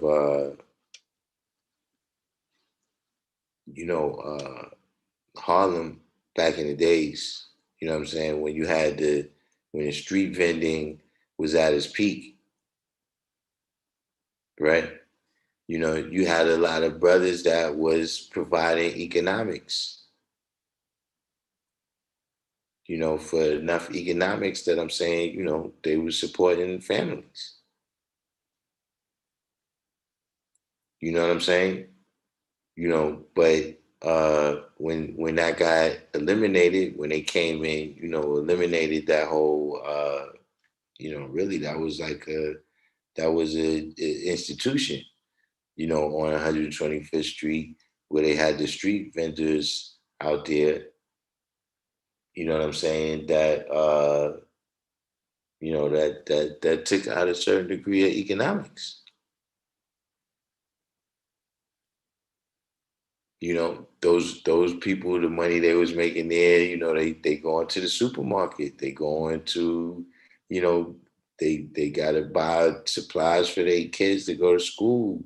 They taking cabs, they going to restaurants. That was a part of the economy of Harlem, where you have people coming from other places, spending money in Harlem right there. You understand what I'm saying? But you know, the that would be a type of thing where, it's not necessarily a set aside, but it's a step aside. Like, get out of our way. You don't have to make a regulation about whether or not money could be made in Harlem. You know what I'm saying? But if they would have said at that time, well, look, the brothers out there, they need access to that economy. You know what I'm saying? We got brothers out there that, formerly was, they was doing things to damage the society. You know what I'm saying? They might have been selling drugs, they might have been stealing, but now they got a source of income. So if they would have said, all right, look, we're going to set that aside so that the brothers can do what they got to do right then. Do what they got to do right there. I mean,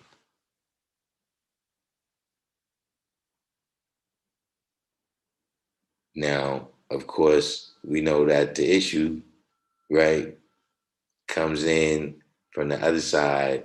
Is now the other side is going to be saying that equity, right, is reverse racism. See, that's why once I read it right there, I seen that these are specific terms, and I understood that. Does anybody know that guy? I think his name is Frank Luntz, and like I said, we took everything from the acceptance, everything from them except their language. So you got to be aware of how they use language.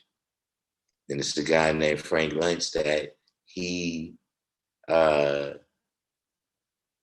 he finds out which words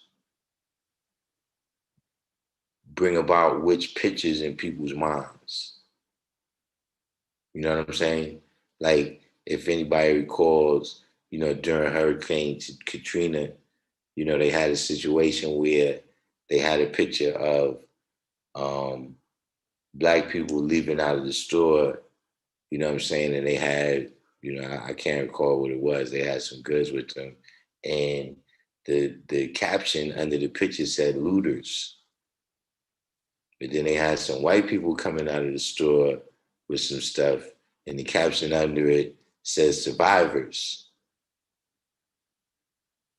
And so, see, the word that you use, both words, mean that they did the same thing, in that particular context. That look, they had to go in the store and take what they had to take, but because one group of people was described as looters and the other group was described as survivors, it gives you a different picture in your mind of who you're dealing with. So Frank Letts is the type of dude that when you hear one side, they talk about global warming. But if you hear a Democrat, or socialists, or these, they'll talk about global warming. But if you hear a Republican talk about the same topic, he talks about climate change. See, climate change, that's like, a little temperature, it's the marshmallows. See, global warming, this sounds a little more dangerous, a little more urgent. So them using the term equity, once I read it, then I seen that, all right, this is the language of the left right here. You know what I'm saying? And how they explain how they plan to bring about equality, right, is through equity. But this is the God I be. I don't know if you're still here, but remember we was discussing about the what is it, the 1621 project and the 1776 project, was dealing with the perspectives of, how you describe Columbus. You know what I'm saying? Is he a discoverer or an invader? You understand what I'm saying? Uh, this is something that we're going to see. We're going to see this playing out, in the government, in the speeches. You know what I'm saying? Uh, what equality means in America. You know what I'm saying? And has America ever truly achieved equality, what I'm saying, or been about equality? And so on the one side, you're going to hear people saying, well, yeah, there might have been a time when some things was unequal, but, we fought a war in order so that they can be equal. And, now we don't see color. I'm just saying it's the type of propaganda. And then you'll have the other side talking about, no, there's been, disadvantage baked into the system and systemic oppression going on for so long that the only way to truly achieve equality is through equity. You got to know how to decipher this, this kind of talking.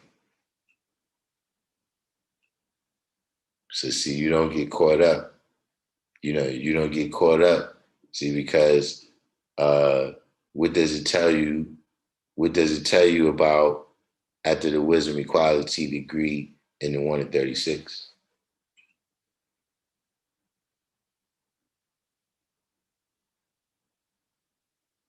See, it tells you that you got caught up before.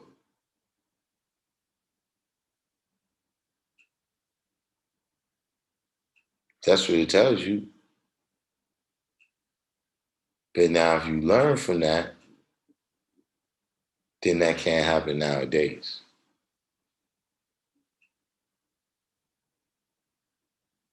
So we realize how they use language to obscure, right, what would be the true effect of certain things.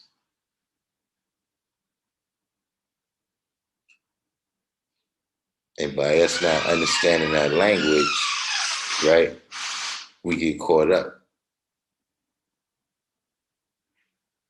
So we got to understand the language of all that little jargon, right, and be able to understand it, right, and then apply ourselves accordingly.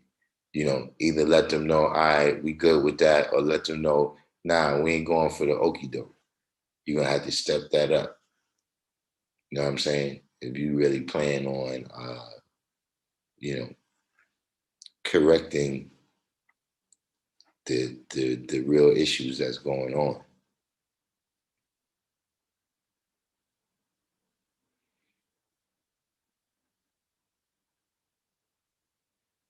God B said, I just watched the 1619 presentation today and I have the 100-page write-up. I downloaded the 1776 commission write-up as well. Yeah. So, those is battling ideas. Like those is a part of the ideas. You know what I'm saying? We got to be well informed of them. If you're going to be in that world, I'm saying you got to be well informed, right? so that the purpose of all this stuff is not served on you, which is to put you in a certain mindset where it's like, okay, now that you're in this mindset, you could be manipulated this way or that way.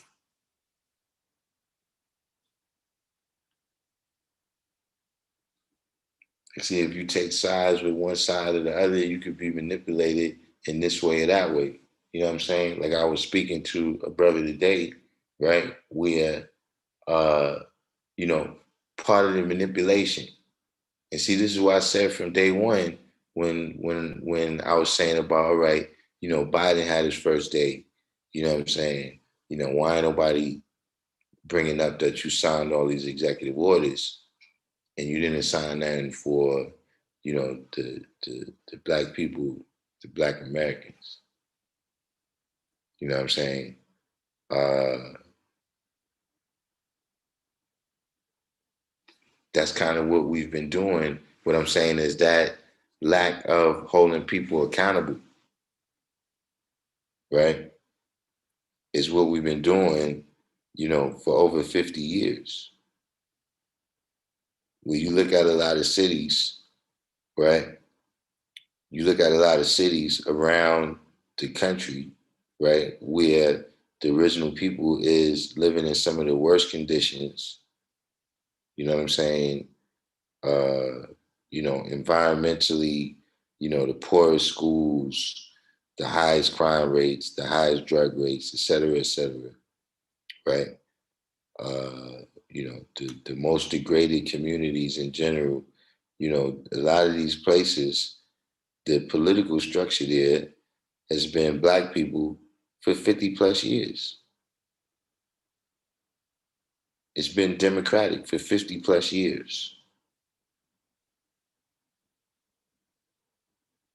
And so whether you're going to take the other side or not, you might not be bold enough or feel that you necessarily going to say, okay, you're going to vote for Republican because of that. But at the same time, these people is not being held accountable. Their achievement is being celebrated. You're celebrating that, this person has been in office for 40 years, 50 years. They've been helping the people of Baltimore. Helping them to what?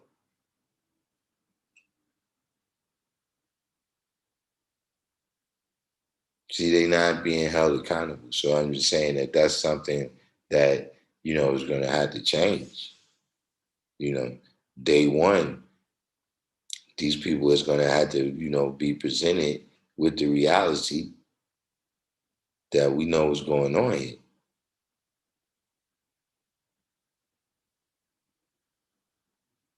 You know, that's the current event that's going on right now. The election.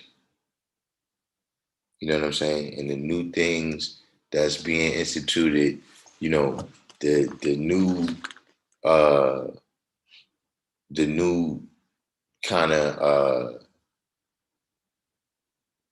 the new social fabric is in terms of the mainstream the mainstream fabric of society now, like in normal times, or I would just say before this, if they said something in the federal government, that didn't affect the people for years, months, and days.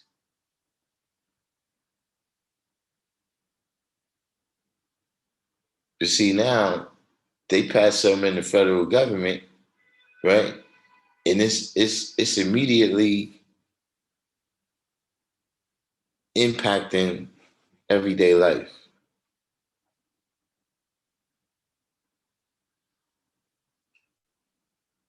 And so if you got another way, some people they feel like politics is not their way. You know what I'm saying, of how they want to affect society. If you got another way, then maybe you don't need to hear this type of stuff. But if politics, right, is the way that you choosing to apply yourself in order to bring about freedom, justice, and equality, right, then you got to have an understanding of those types of things. You know what I'm saying? that first and foremost, don't get caught up, you know what I'm saying, in somebody else's idea. Don't forget what your determined idea is of going in there. You know, you working with the Freedom, Justice, and Equality Party.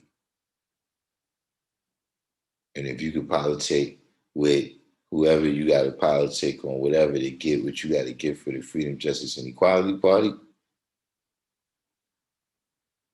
then you might be able to keep your head right. But see, you know, when you get too caught up on one side or the other, right? See, your understanding is going to be blurred. You see what I'm saying? Because you already on one side. You've already chosen what you agree and don't agree with, right? Without even knowing what happened. Without even knowing what the facts, the circumstances, or the issues is, right? You've already, I'm Democratic. Like an issue comes up and you got to watch the news to see which politicians that you is on your side, whatever they saying, okay, now that's your side. If they turn tomorrow and start saying the other thing, then all of a sudden that'll be your side. See how you coming to understanding like that? What kind of understanding is that?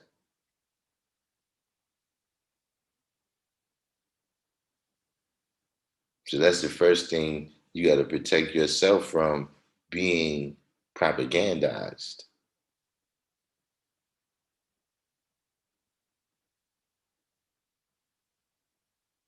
Because this is a game that they got to play, right? As long as they keep everything split down the middle like it is,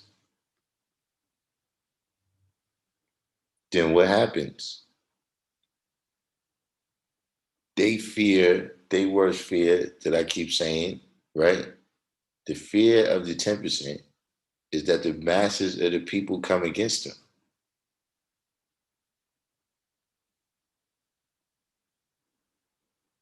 because they bloodsuckers of the poor.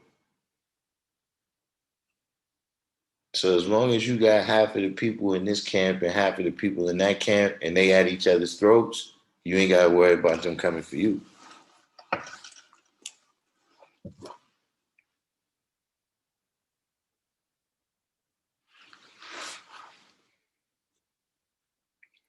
Let me catch up here.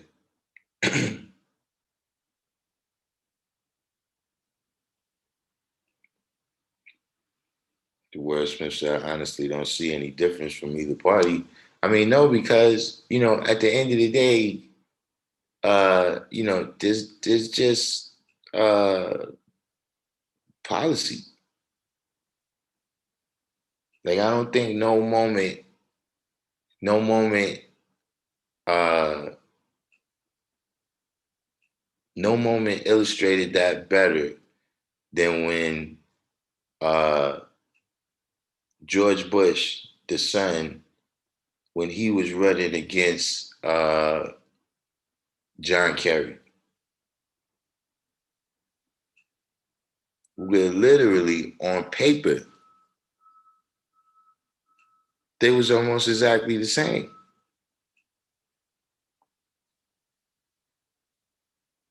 The stuff they was talking about when you go over there and you talking, you giving your speech, and the emotions that they were sparking in people over which things, yeah, that was different a little bit. But on paper, what college you went to, what sorority you in, what Masonic groups you in, what church you, what what denomination of church you belong to. Saying on paper, they was the same person, son.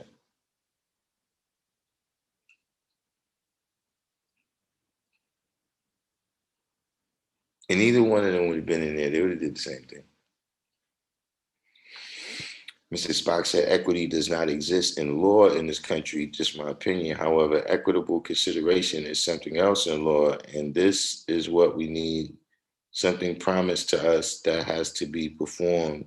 If we uphold something as a people in the contract, this would be realistic. Well, I think that's what the executive order is about. You know what I'm saying? That's another thing to be aware of, that there's executive orders and executive actions. Both is signed by the president. One, the orders is legally binding, the actions are not. So I think that's what at least I guess that's his perspective. Uh, I'm not advocating for one side or the other, but I think that's what the executive order is. Uh, Giving it a, a legal basis. At least for the time that this president is in office, because of course the next president could come in, as we seeing right now, with the executive orders that Trump is signing to reverse the executive orders by Trump. You know what I'm saying? So, at least for the period of time that he's in office, I guess that would be the time to bring about whatever legal contract, to execute whatever legal contract you talking about right here, Mrs. Pop.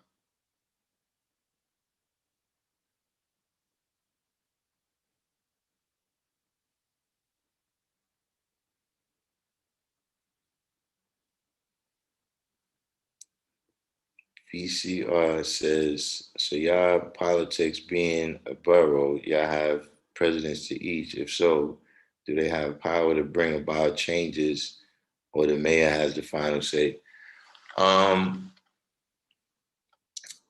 the borough president is pretty much like the mayor of the borough. You know what I'm saying?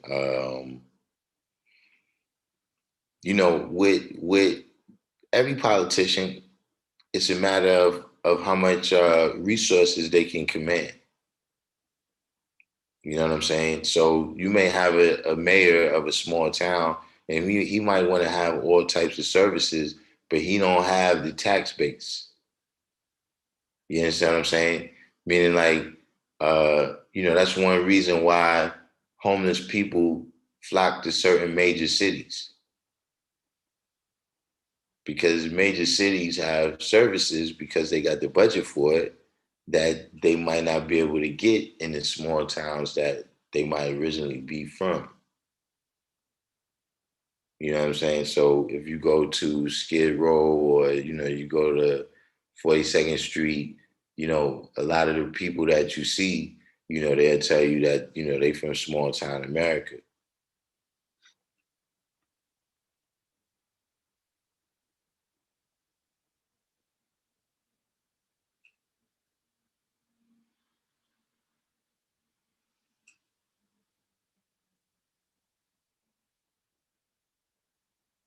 Lord Savior, Lord said, as you can see, the U.S. government is not going to solve the original people's problems. We are losing time searching for that which doesn't exist.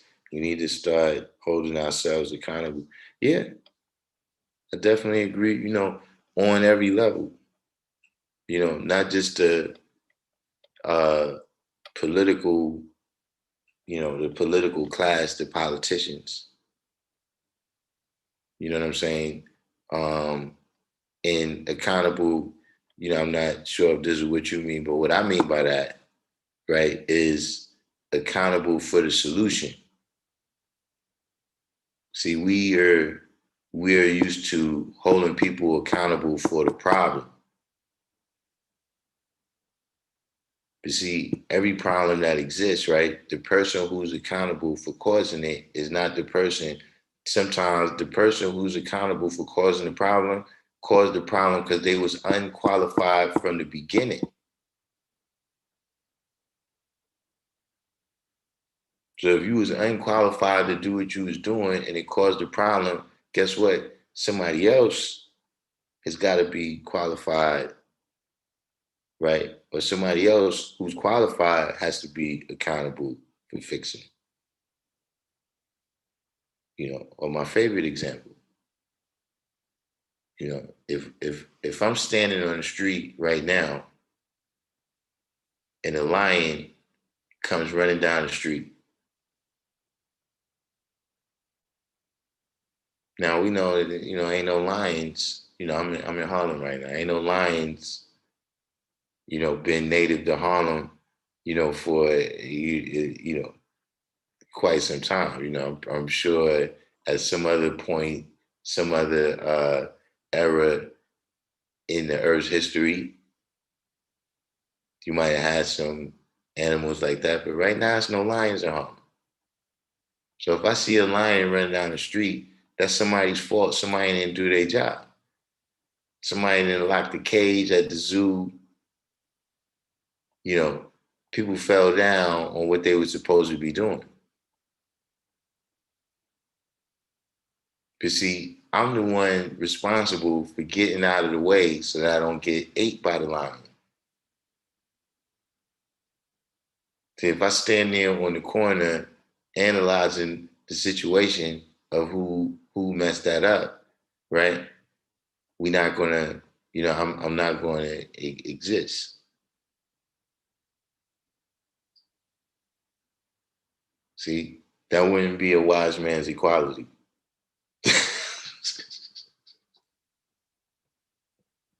You see what I'm saying? So that's what I mean by accountability. You know what I mean? Um, but listen, if there's things you can do, you know what I'm saying? It's called offense and defense.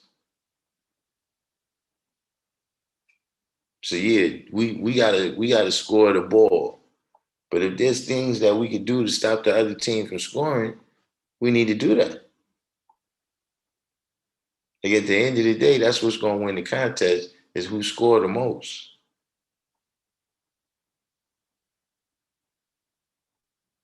So dealing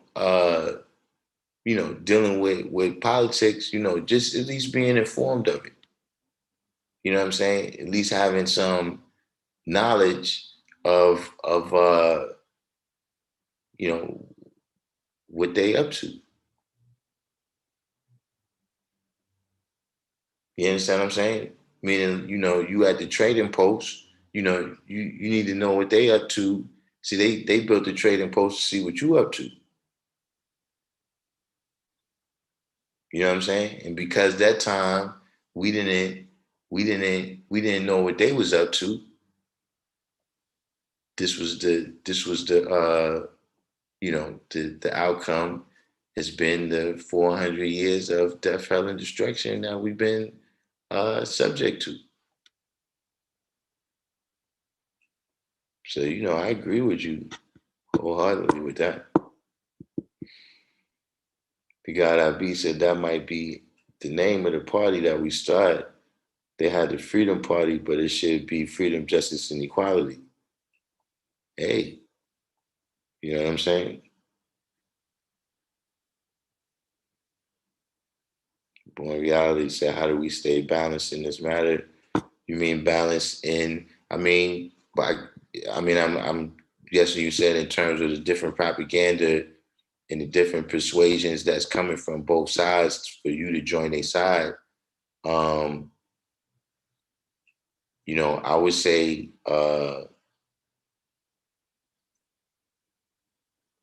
I would say, you know, keeping the knowledge of self. See, that's something, that's what happens when you go into any, other situation. When you're in an environment where it's like, all right, you in this environment, it's Democrats and Republicans. How do you maintain who you are? You go into a world and it's, drug addicts and drug dealers. How do you maintain your balance in that world and not become a drug addict or a drug dealer? You know what I'm saying? You go into some place and, it's gang A and gang B. The same way you got to maintain who you are, man, by staying strong in the knowledge of yourself. You understand what I'm saying?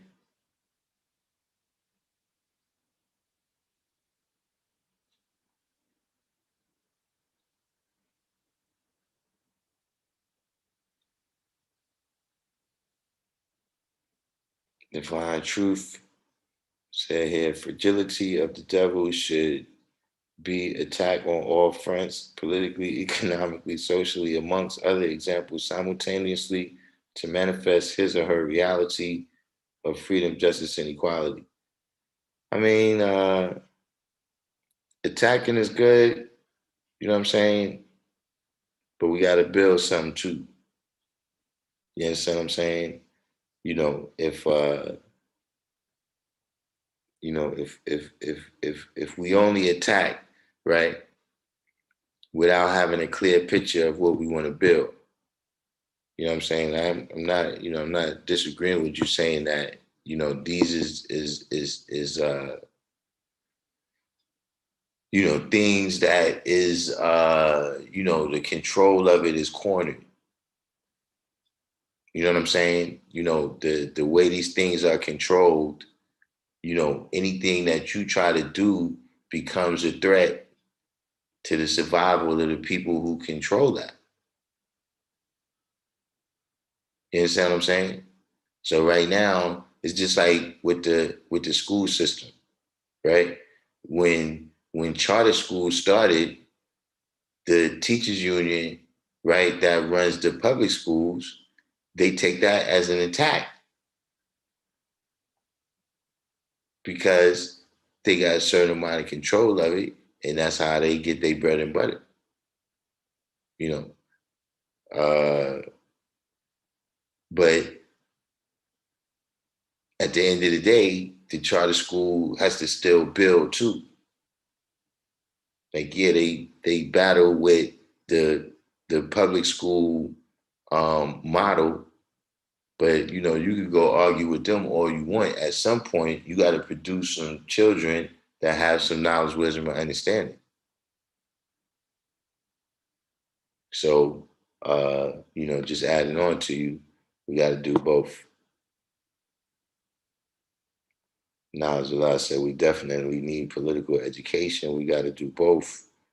Lord Savior said, we need to hold the black churches, hip hop, and entertainers accountable. Um, I mean, we do, but like I said, even again, we even in that situation, we got to hold ourselves uh, accountable to hold them accountable. You can see just making some Twitter posts that this person right here should donate to this, or number sign this or that. At the end of the day, uh, we support these people. You know what I'm saying? And I'm not condoning like the cancel culture and all that, but I'm just saying as an individual, you know what I'm saying? I'm not saying that I'm gonna go talk bad about you and try to destroy your potential in every way, you know what I'm saying, in every place at every time.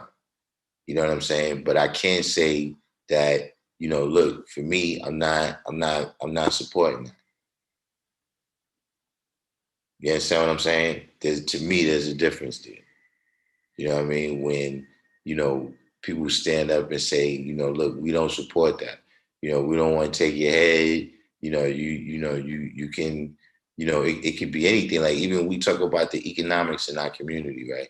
And, when if you take a community, right, a black neighborhood, right, and you put the business owners in one room, it's like the United Nations. You put the business owners, you take any black community, like you go up down 125th Street right now, and you take all the people that own businesses and you put them in one room, it's like the United Nations.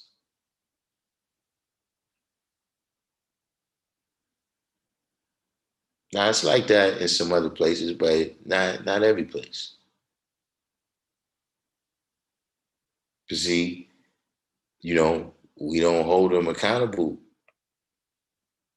by saying, wait a minute, we not, just we got to be handled a certain kind of way. You got to handle things a certain kind of way.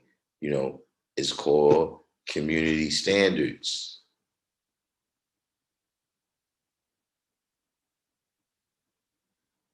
See, when you got everybody off on their own and you can't tell me nothing, and see now the community has no standard now. And then anything starts to happen. And after a while, people start wondering, why does anything just happen over here? Because you don't have no community standards.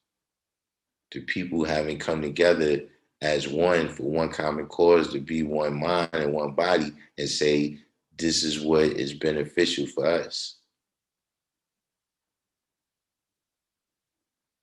Like when you see neighborhoods, that be good neighborhoods, there's a community standard there. The people there, they know each other. You know what I'm saying? I'm talking about a neighborhood that's, environmentally safe and everything. The people around there, they know each other. They know what's going on. They got a certain community standard where they're like, all right, well, look, we got a lot of kids playing around here. So, we don't want you building no highway over here, because this is a certain kind of community over here with kids.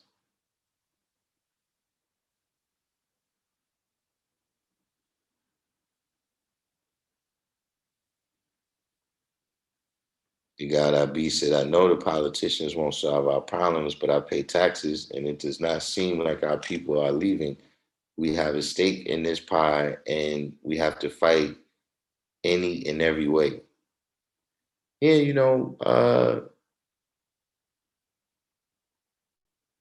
it's one of those things where is that's one level of the game. You know what I'm saying? That's one level of what's done and what could be done. You know what I'm saying? You know, uh,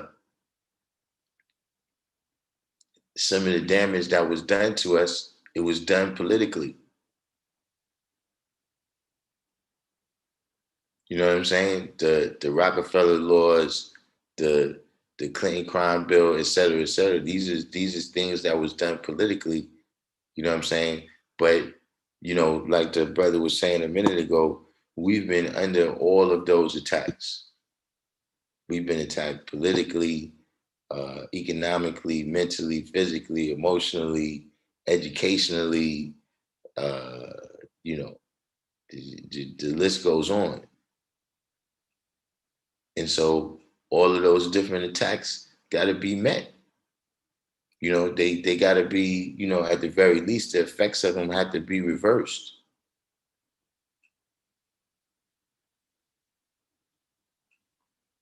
It's not going to be one button. It's not going to be where you're going to say, well, we could deal with economics and that's going to solve all our problems, or we could deal with politics and that's going to solve all our problems, or we can, you know, all learn this particular religion, or we could all get the knowledge of self, and that's going. Nah, it's not going to be just that. You're gonna have to be the Lord of all worlds, meaning dealing with reversing the effects of all of those different attacks that we've been over, that we've been uh, receiving, and over the period of time we've been receiving them.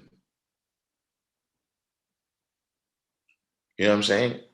Like we talking about 600 years.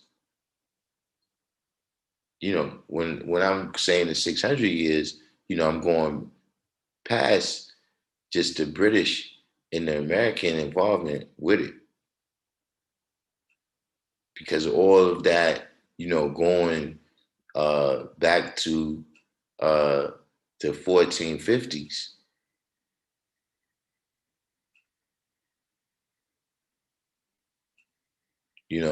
this is 2021. You know what I mean? So, you're not gonna negate, everything that happened, over 600 years and all these different methods and strategies, you know what I'm saying? And have one thing that could do it. You know, it's like the flag where you got the 8 directions. You know what I'm saying? The 8 points that's going in all directions. Each point is doing its job, right? To complete the cipher.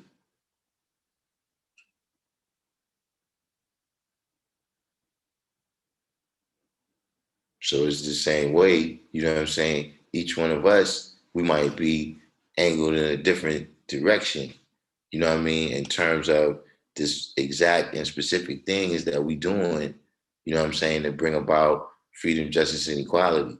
You know what I mean? Some people might be dealing with food security.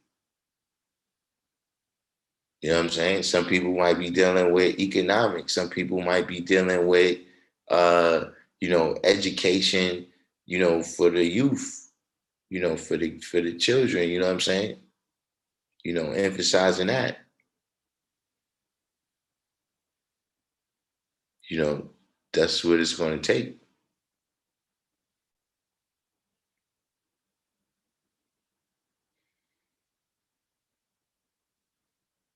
Now, let's say we need to be involved politically, but we just go about it the wrong way. Yeah, I mean, we need practice. You know what I'm saying? We're talking about people who, we got, politics didn't develop the same way, right? Amongst, uh, you know, Africans, Indians, a lot of the what they call the indigenous people. Politics just didn't develop in the same way. You understand what I'm saying? So when they get to Australia, when they get to Brazil, when they get to America, when they get to the Gold Coast, you know, uh, the way politics is played, you know what I'm saying? The Julius Caesar game, the Machiavelli game, the Mark Antony game, the Cleopatra, the the Alexander the Great, you know what I mean? All these different people, the Constantines, the master politicians that then did all the things that they did and all these books and is read and people have studied all of this stuff. Politics hadn't developed that way amongst our people. You know what I'm saying? And then we got, the time where, education is not, uh, it's not as widespread amongst us. You know what I'm saying? And so you thrust these people, right, into the mix of politics, where when they read about politics, they reading all the way back to the Greek and the Roman times. The law that we got right now is based on, the British common law is based on the Roman law.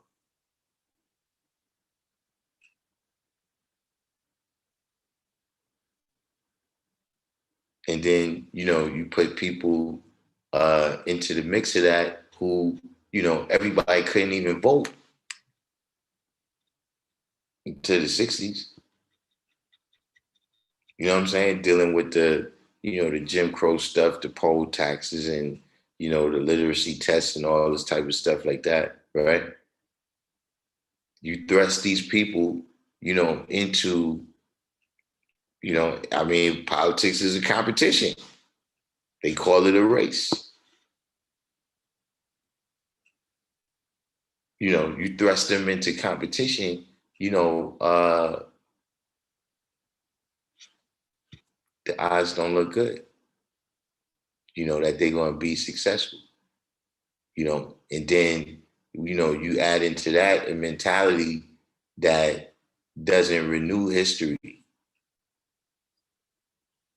You understand what I'm saying? meaning, you know, a lot of times we look back at different movements or different leaders and we think, well, you know, because we don't like the outcome of that movement, you know what I'm saying? You know, then we condemn the movement and the leader, and uh, you know, we don't look at what was the positive aspects. You understand what I'm saying? Like we don't identify what is the part. Like, all right, the whole thing may have went left, but this right here is the best part of that. See, that's what they've been doing, right? And so now they've honed their political skills, and you know, we get in there and we don't even understand the language they're using.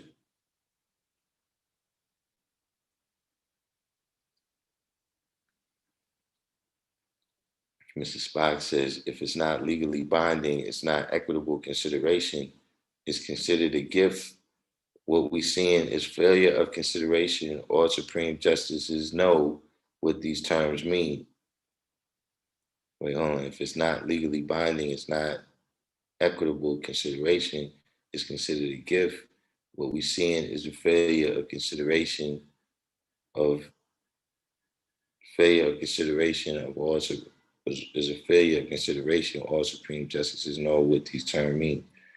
Um, well, I mean, ultimately,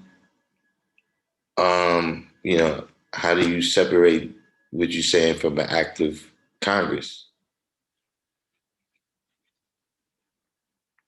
You know what I'm saying?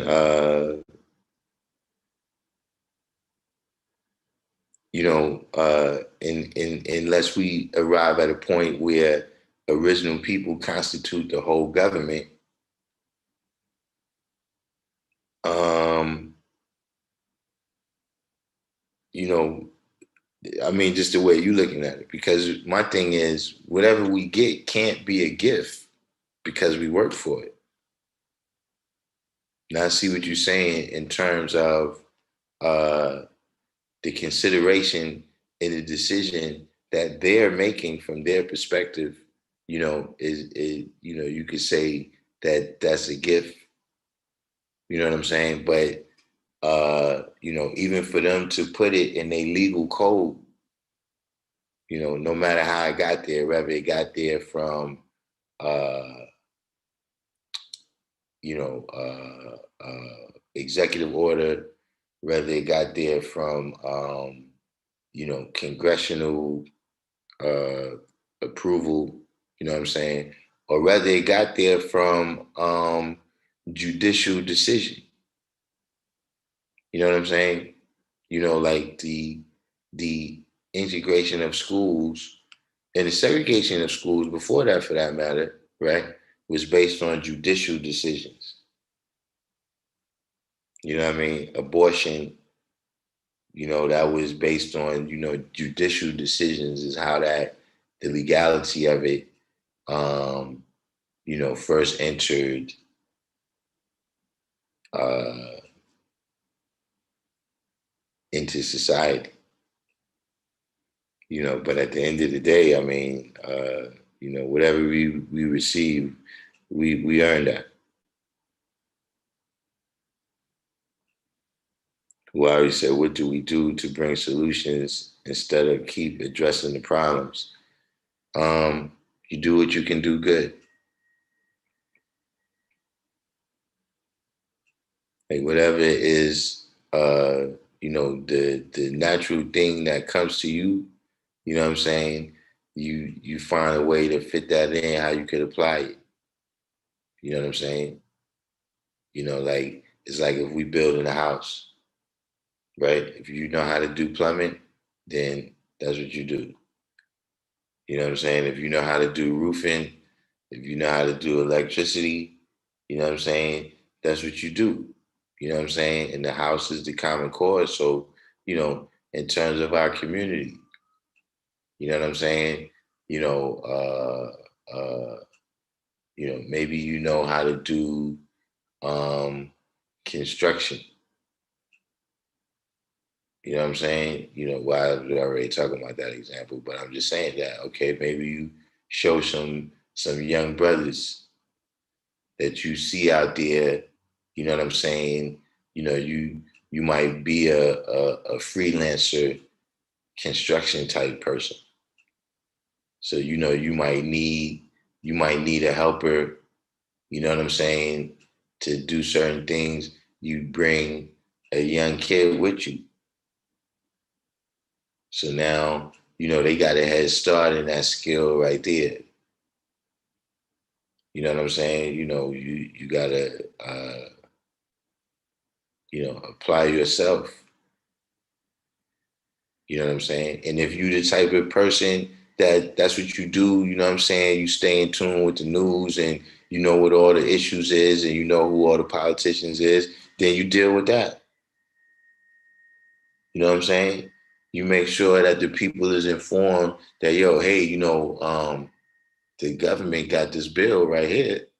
You know, we need to do the analysis of that.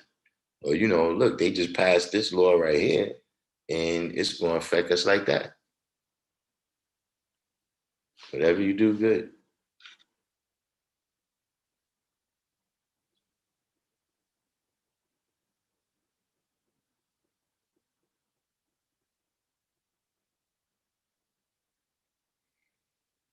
District 120 says, wait, where we at?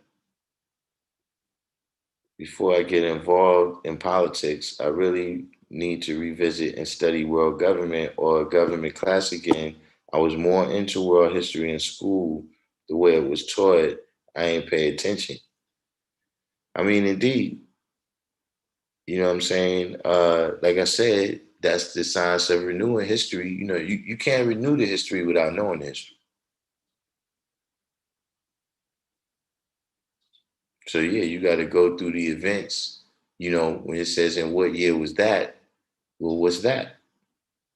You know, that is certain events that had an impact, you know, on what we're dealing with. That's what we deal with. Time, you know, it's a linear series of events where an event can have an impact on a subsequent event.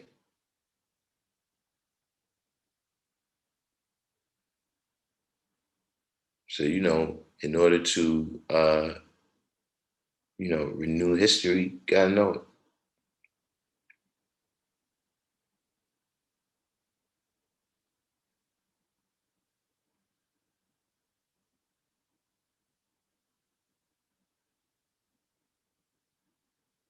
Tommy Robbins says, say communicate and unity equals community.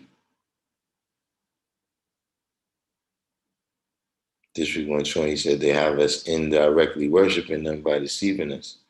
You know, at the end of the day, you know, we believe, you know, or the people who's caught up in it, you know, they believe religiously. Like, you know, you got some people that just believe religiously that if they got Trump out of office, you know what I'm saying, that it was necessarily going to be good. You know what I'm saying? You know, yeah, these things, you know, when like I said, you know, you don't really come up with your own understanding.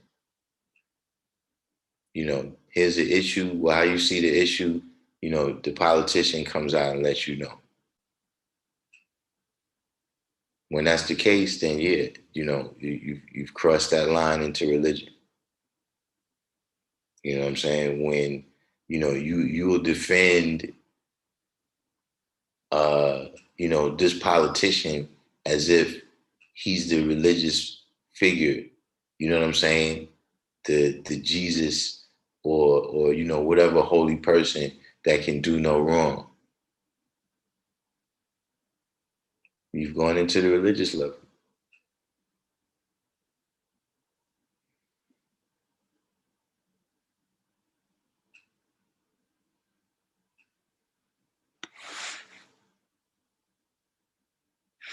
The God I be said, I seen a brother check this brother on 125th Street for not respecting a sister.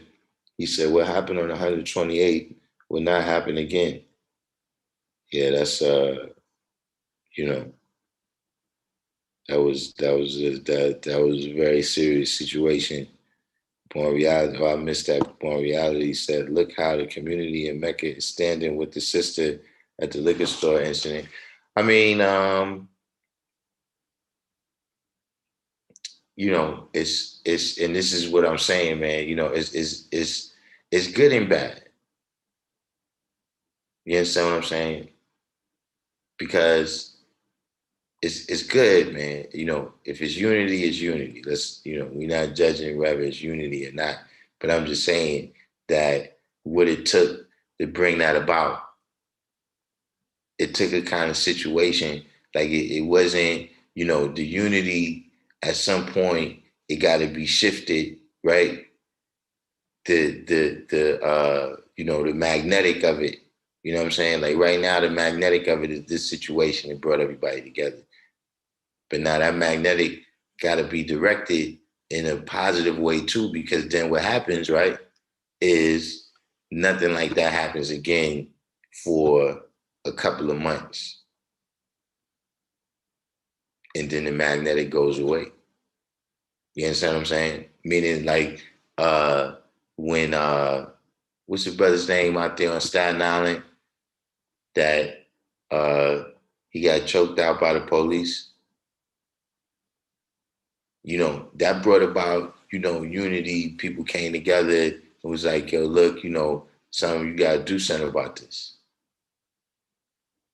You see what I'm saying?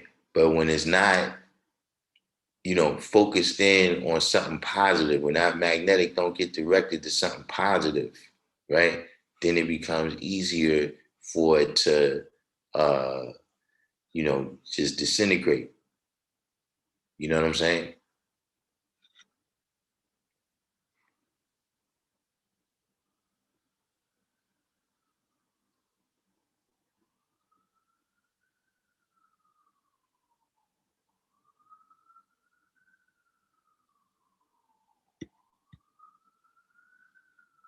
Mr. Sparks said, in law, it's a gift if it's not binding.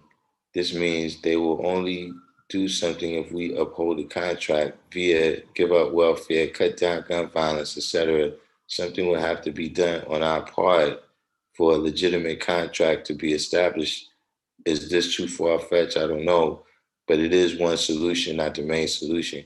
Well, no, that's false because we all got a contract.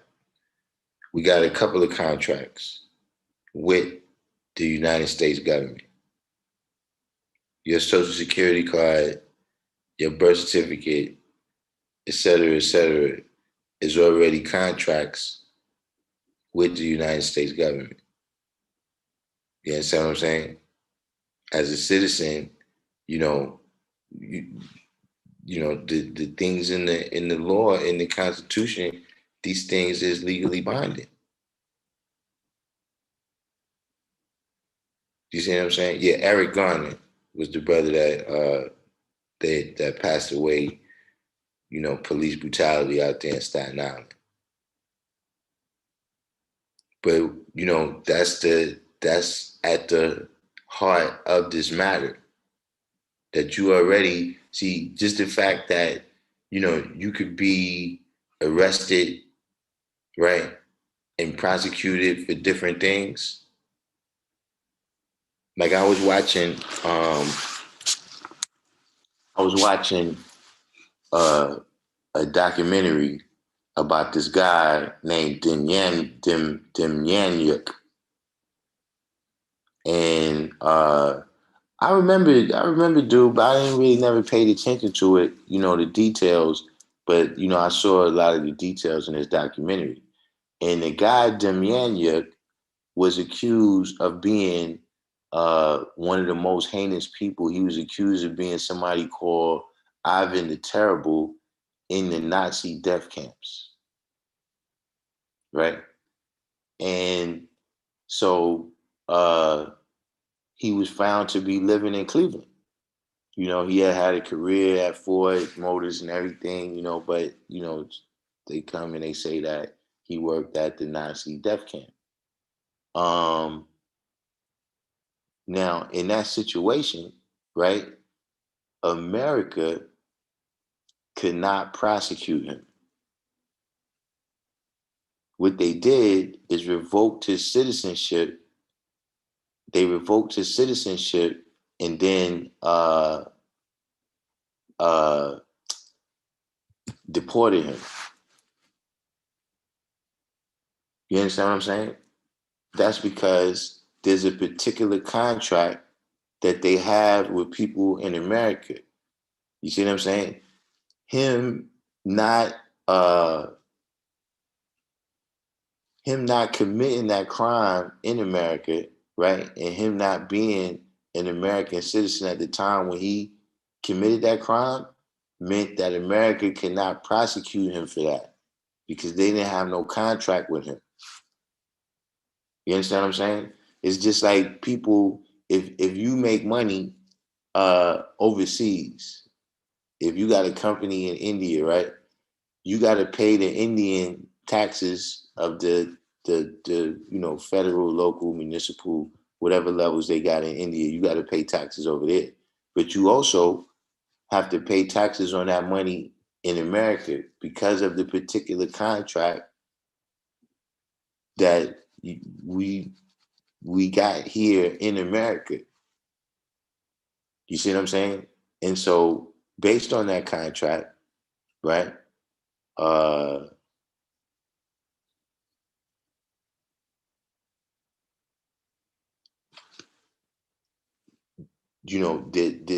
we was already dealt with in a way that's unconscionable.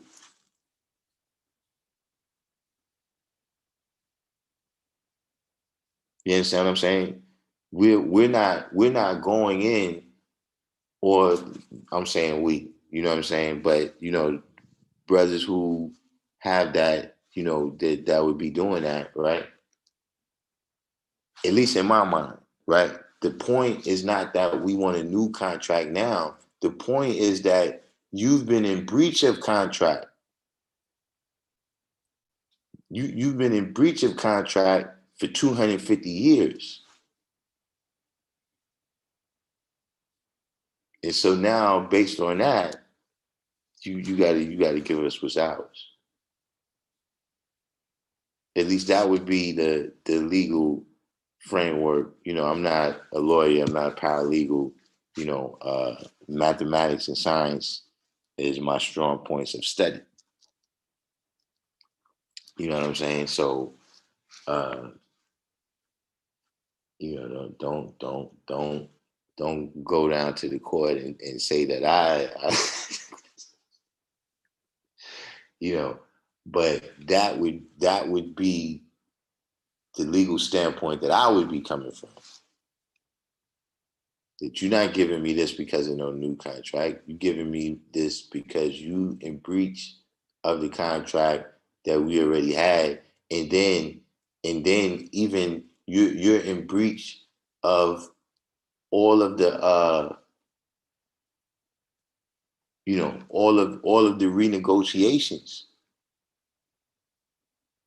Like, okay, we had a contract, then we renegotiated in 1865. Let's say that the social contract, and then we had clauses all in there. You know what I'm saying? The Plessy versus Ferguson. At the end of the day, that's how Plessy versus Ferguson. That was the case. Is that you got a contract with the citizens of America, you know what I'm saying? And you're not honoring the contract. And then this clause that you put in here, right? Separate but equal, it's impossible for you to honor that clause of the contract.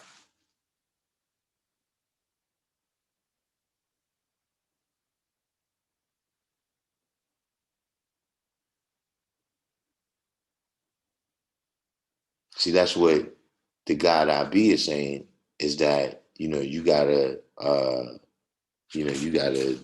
why you gotta know about the government. You know what I'm saying? And I'm saying in order to know these clauses, and know what these clauses mean, so that you can use them in your favor. But that, to me, that's my understanding of the strategy that Thurgood Marshall and the other brothers that tried all those cases. You know what I'm saying? That won all those rights in the courtrooms. You know what I'm saying? That filed all those briefs and pointed out that a lot of the policies, right, and a lot of the little statutes that they had was actually in breach of the Constitution.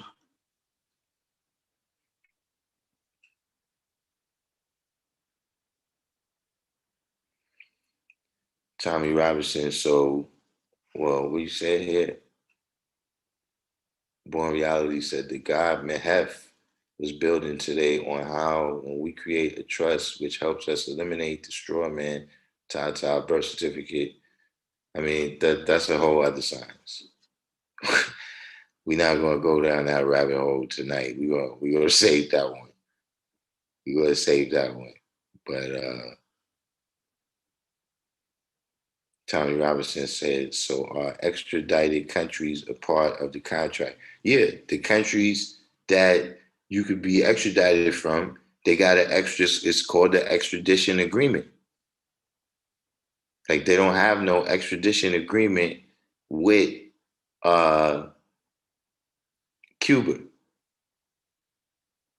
You understand what I'm saying?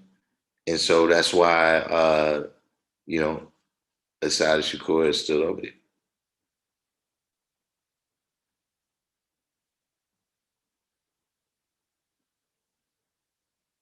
Kendall Rowland said, is this treason? Is what treason?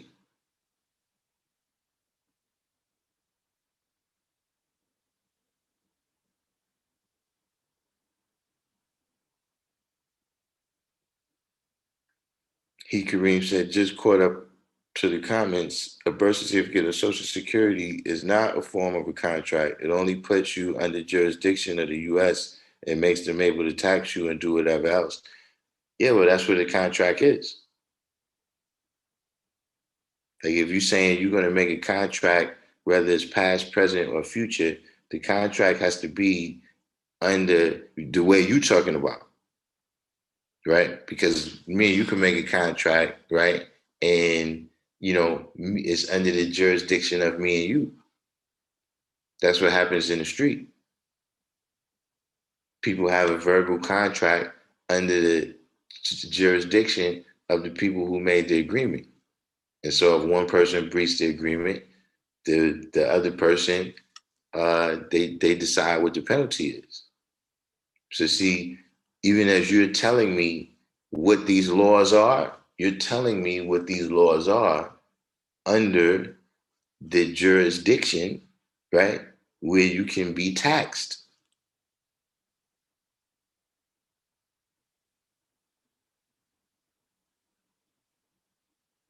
Like, all of these different things, like blacks, the dude, whoever's black that wrote that dictionary, he's not under the jurisdiction of no Asiatic people. All of that entire definition, that entire way of in engaging is under the jurisdiction. You know what I'm saying? Like, right now, if you sign a contract, with whatever people, you sign a contract for somebody to come and do some repairs in your house. Somewhere on that contract, it says what is the jurisdiction. That if there's a dispute, right, which courts and which laws, statutes, and codes are they going to use to decide this case? So you may get a contract from a certain people, even on the internet. When you sign on the internet, they tell you that, listen, you have a dispute, we're going to decide this by the laws of California. or Wisconsin, or wherever the people who write the contract up, wherever they decide is the jurisdiction. So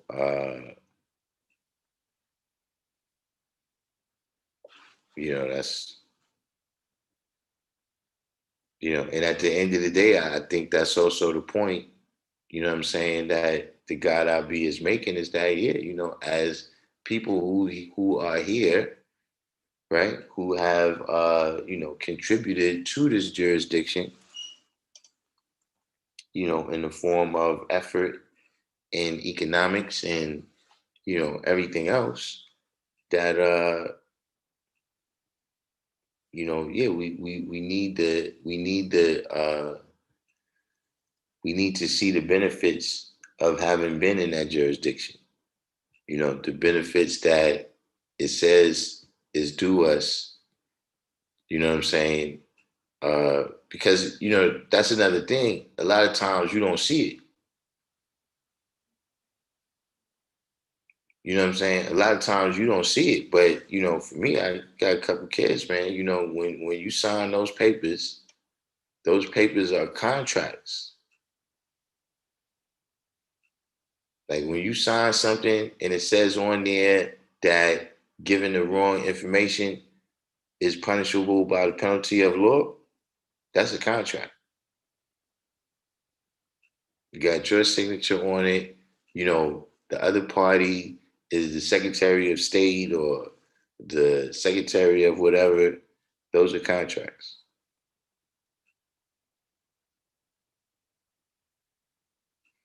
District 120 said in Elijah's book, he talked about us not owning any part of America and should be requesting governments, the independent governments of Africa and Asia for help. I mean, we gotta draw that up. Which independent governments, you know, because a lot of these governments that you're talking about, they're dependent on the colored man. You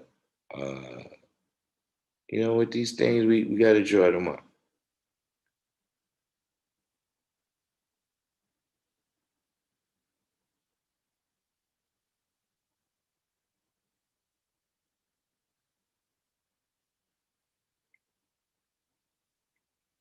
Born Reality said we get Social Security for our children to get a tax benefit. At the same time, America monetizes that value for business around the globe amongst the 10%. Not for nothing. That's another thing that proves that that's a contract.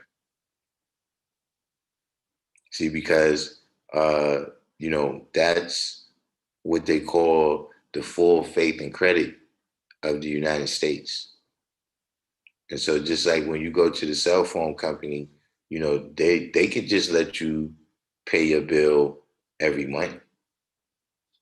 But see, if they put you under that contract, then at least on paper, they can guarantee whatever is a year's worth of that payment. You understand what I'm saying? So if they go to get a loan for their business or whatever, right? Or they sell some stock, right?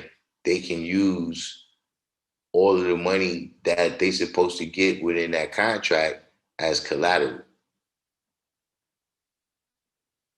Kareem said a contract has to be known by both parties.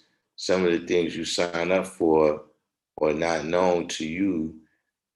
This is called recourse, taxes, traffic court, etc., are all BS.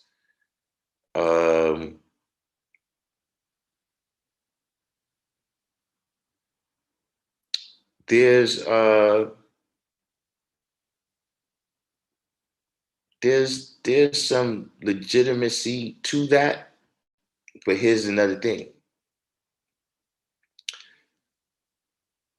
Should you in the case of you going to get recourse, right? here's the thing. Uh, if you've already benefited,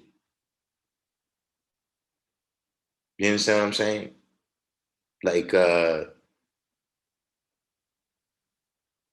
if you saying that this contract is not, uh,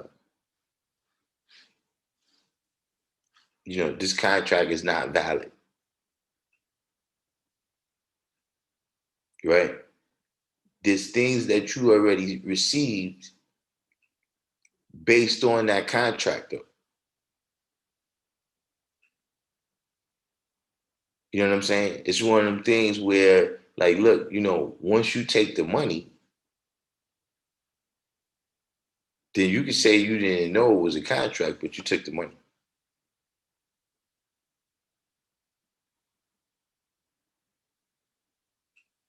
So, this is why you see, people in the music industry, for instance,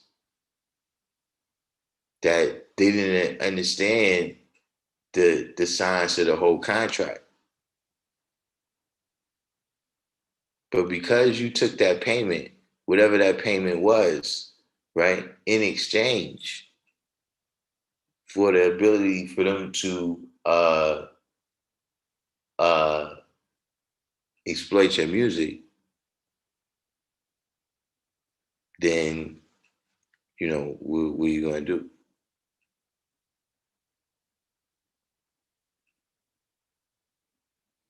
District 120 said, I wonder if he if he meant to ask them to start up or how they went about gaining that position. Hmm.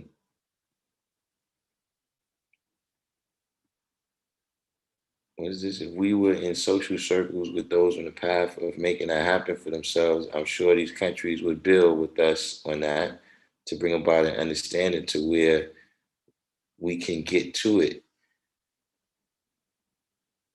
which,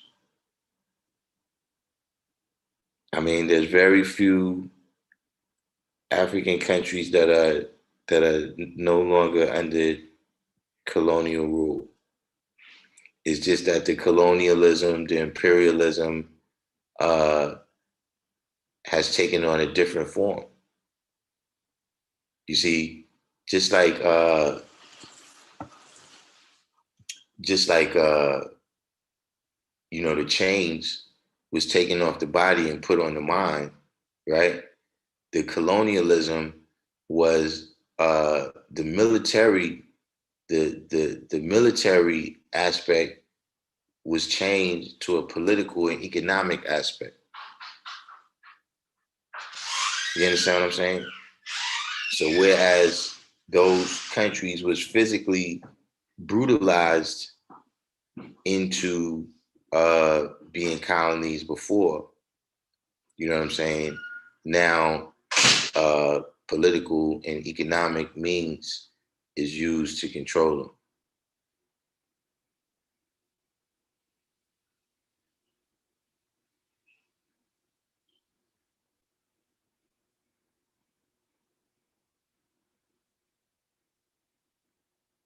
So Mr. Spock said, we are under recourse. We need remedy, not recourse. Yeah, but you I'm still saying you can't have it both ways. That when you seeking remedy, right? Like, well, what court are you saying you're seeking this remedy in? You seeking it in the US court, you seeking it in the world court, Supreme Court of Jamaica,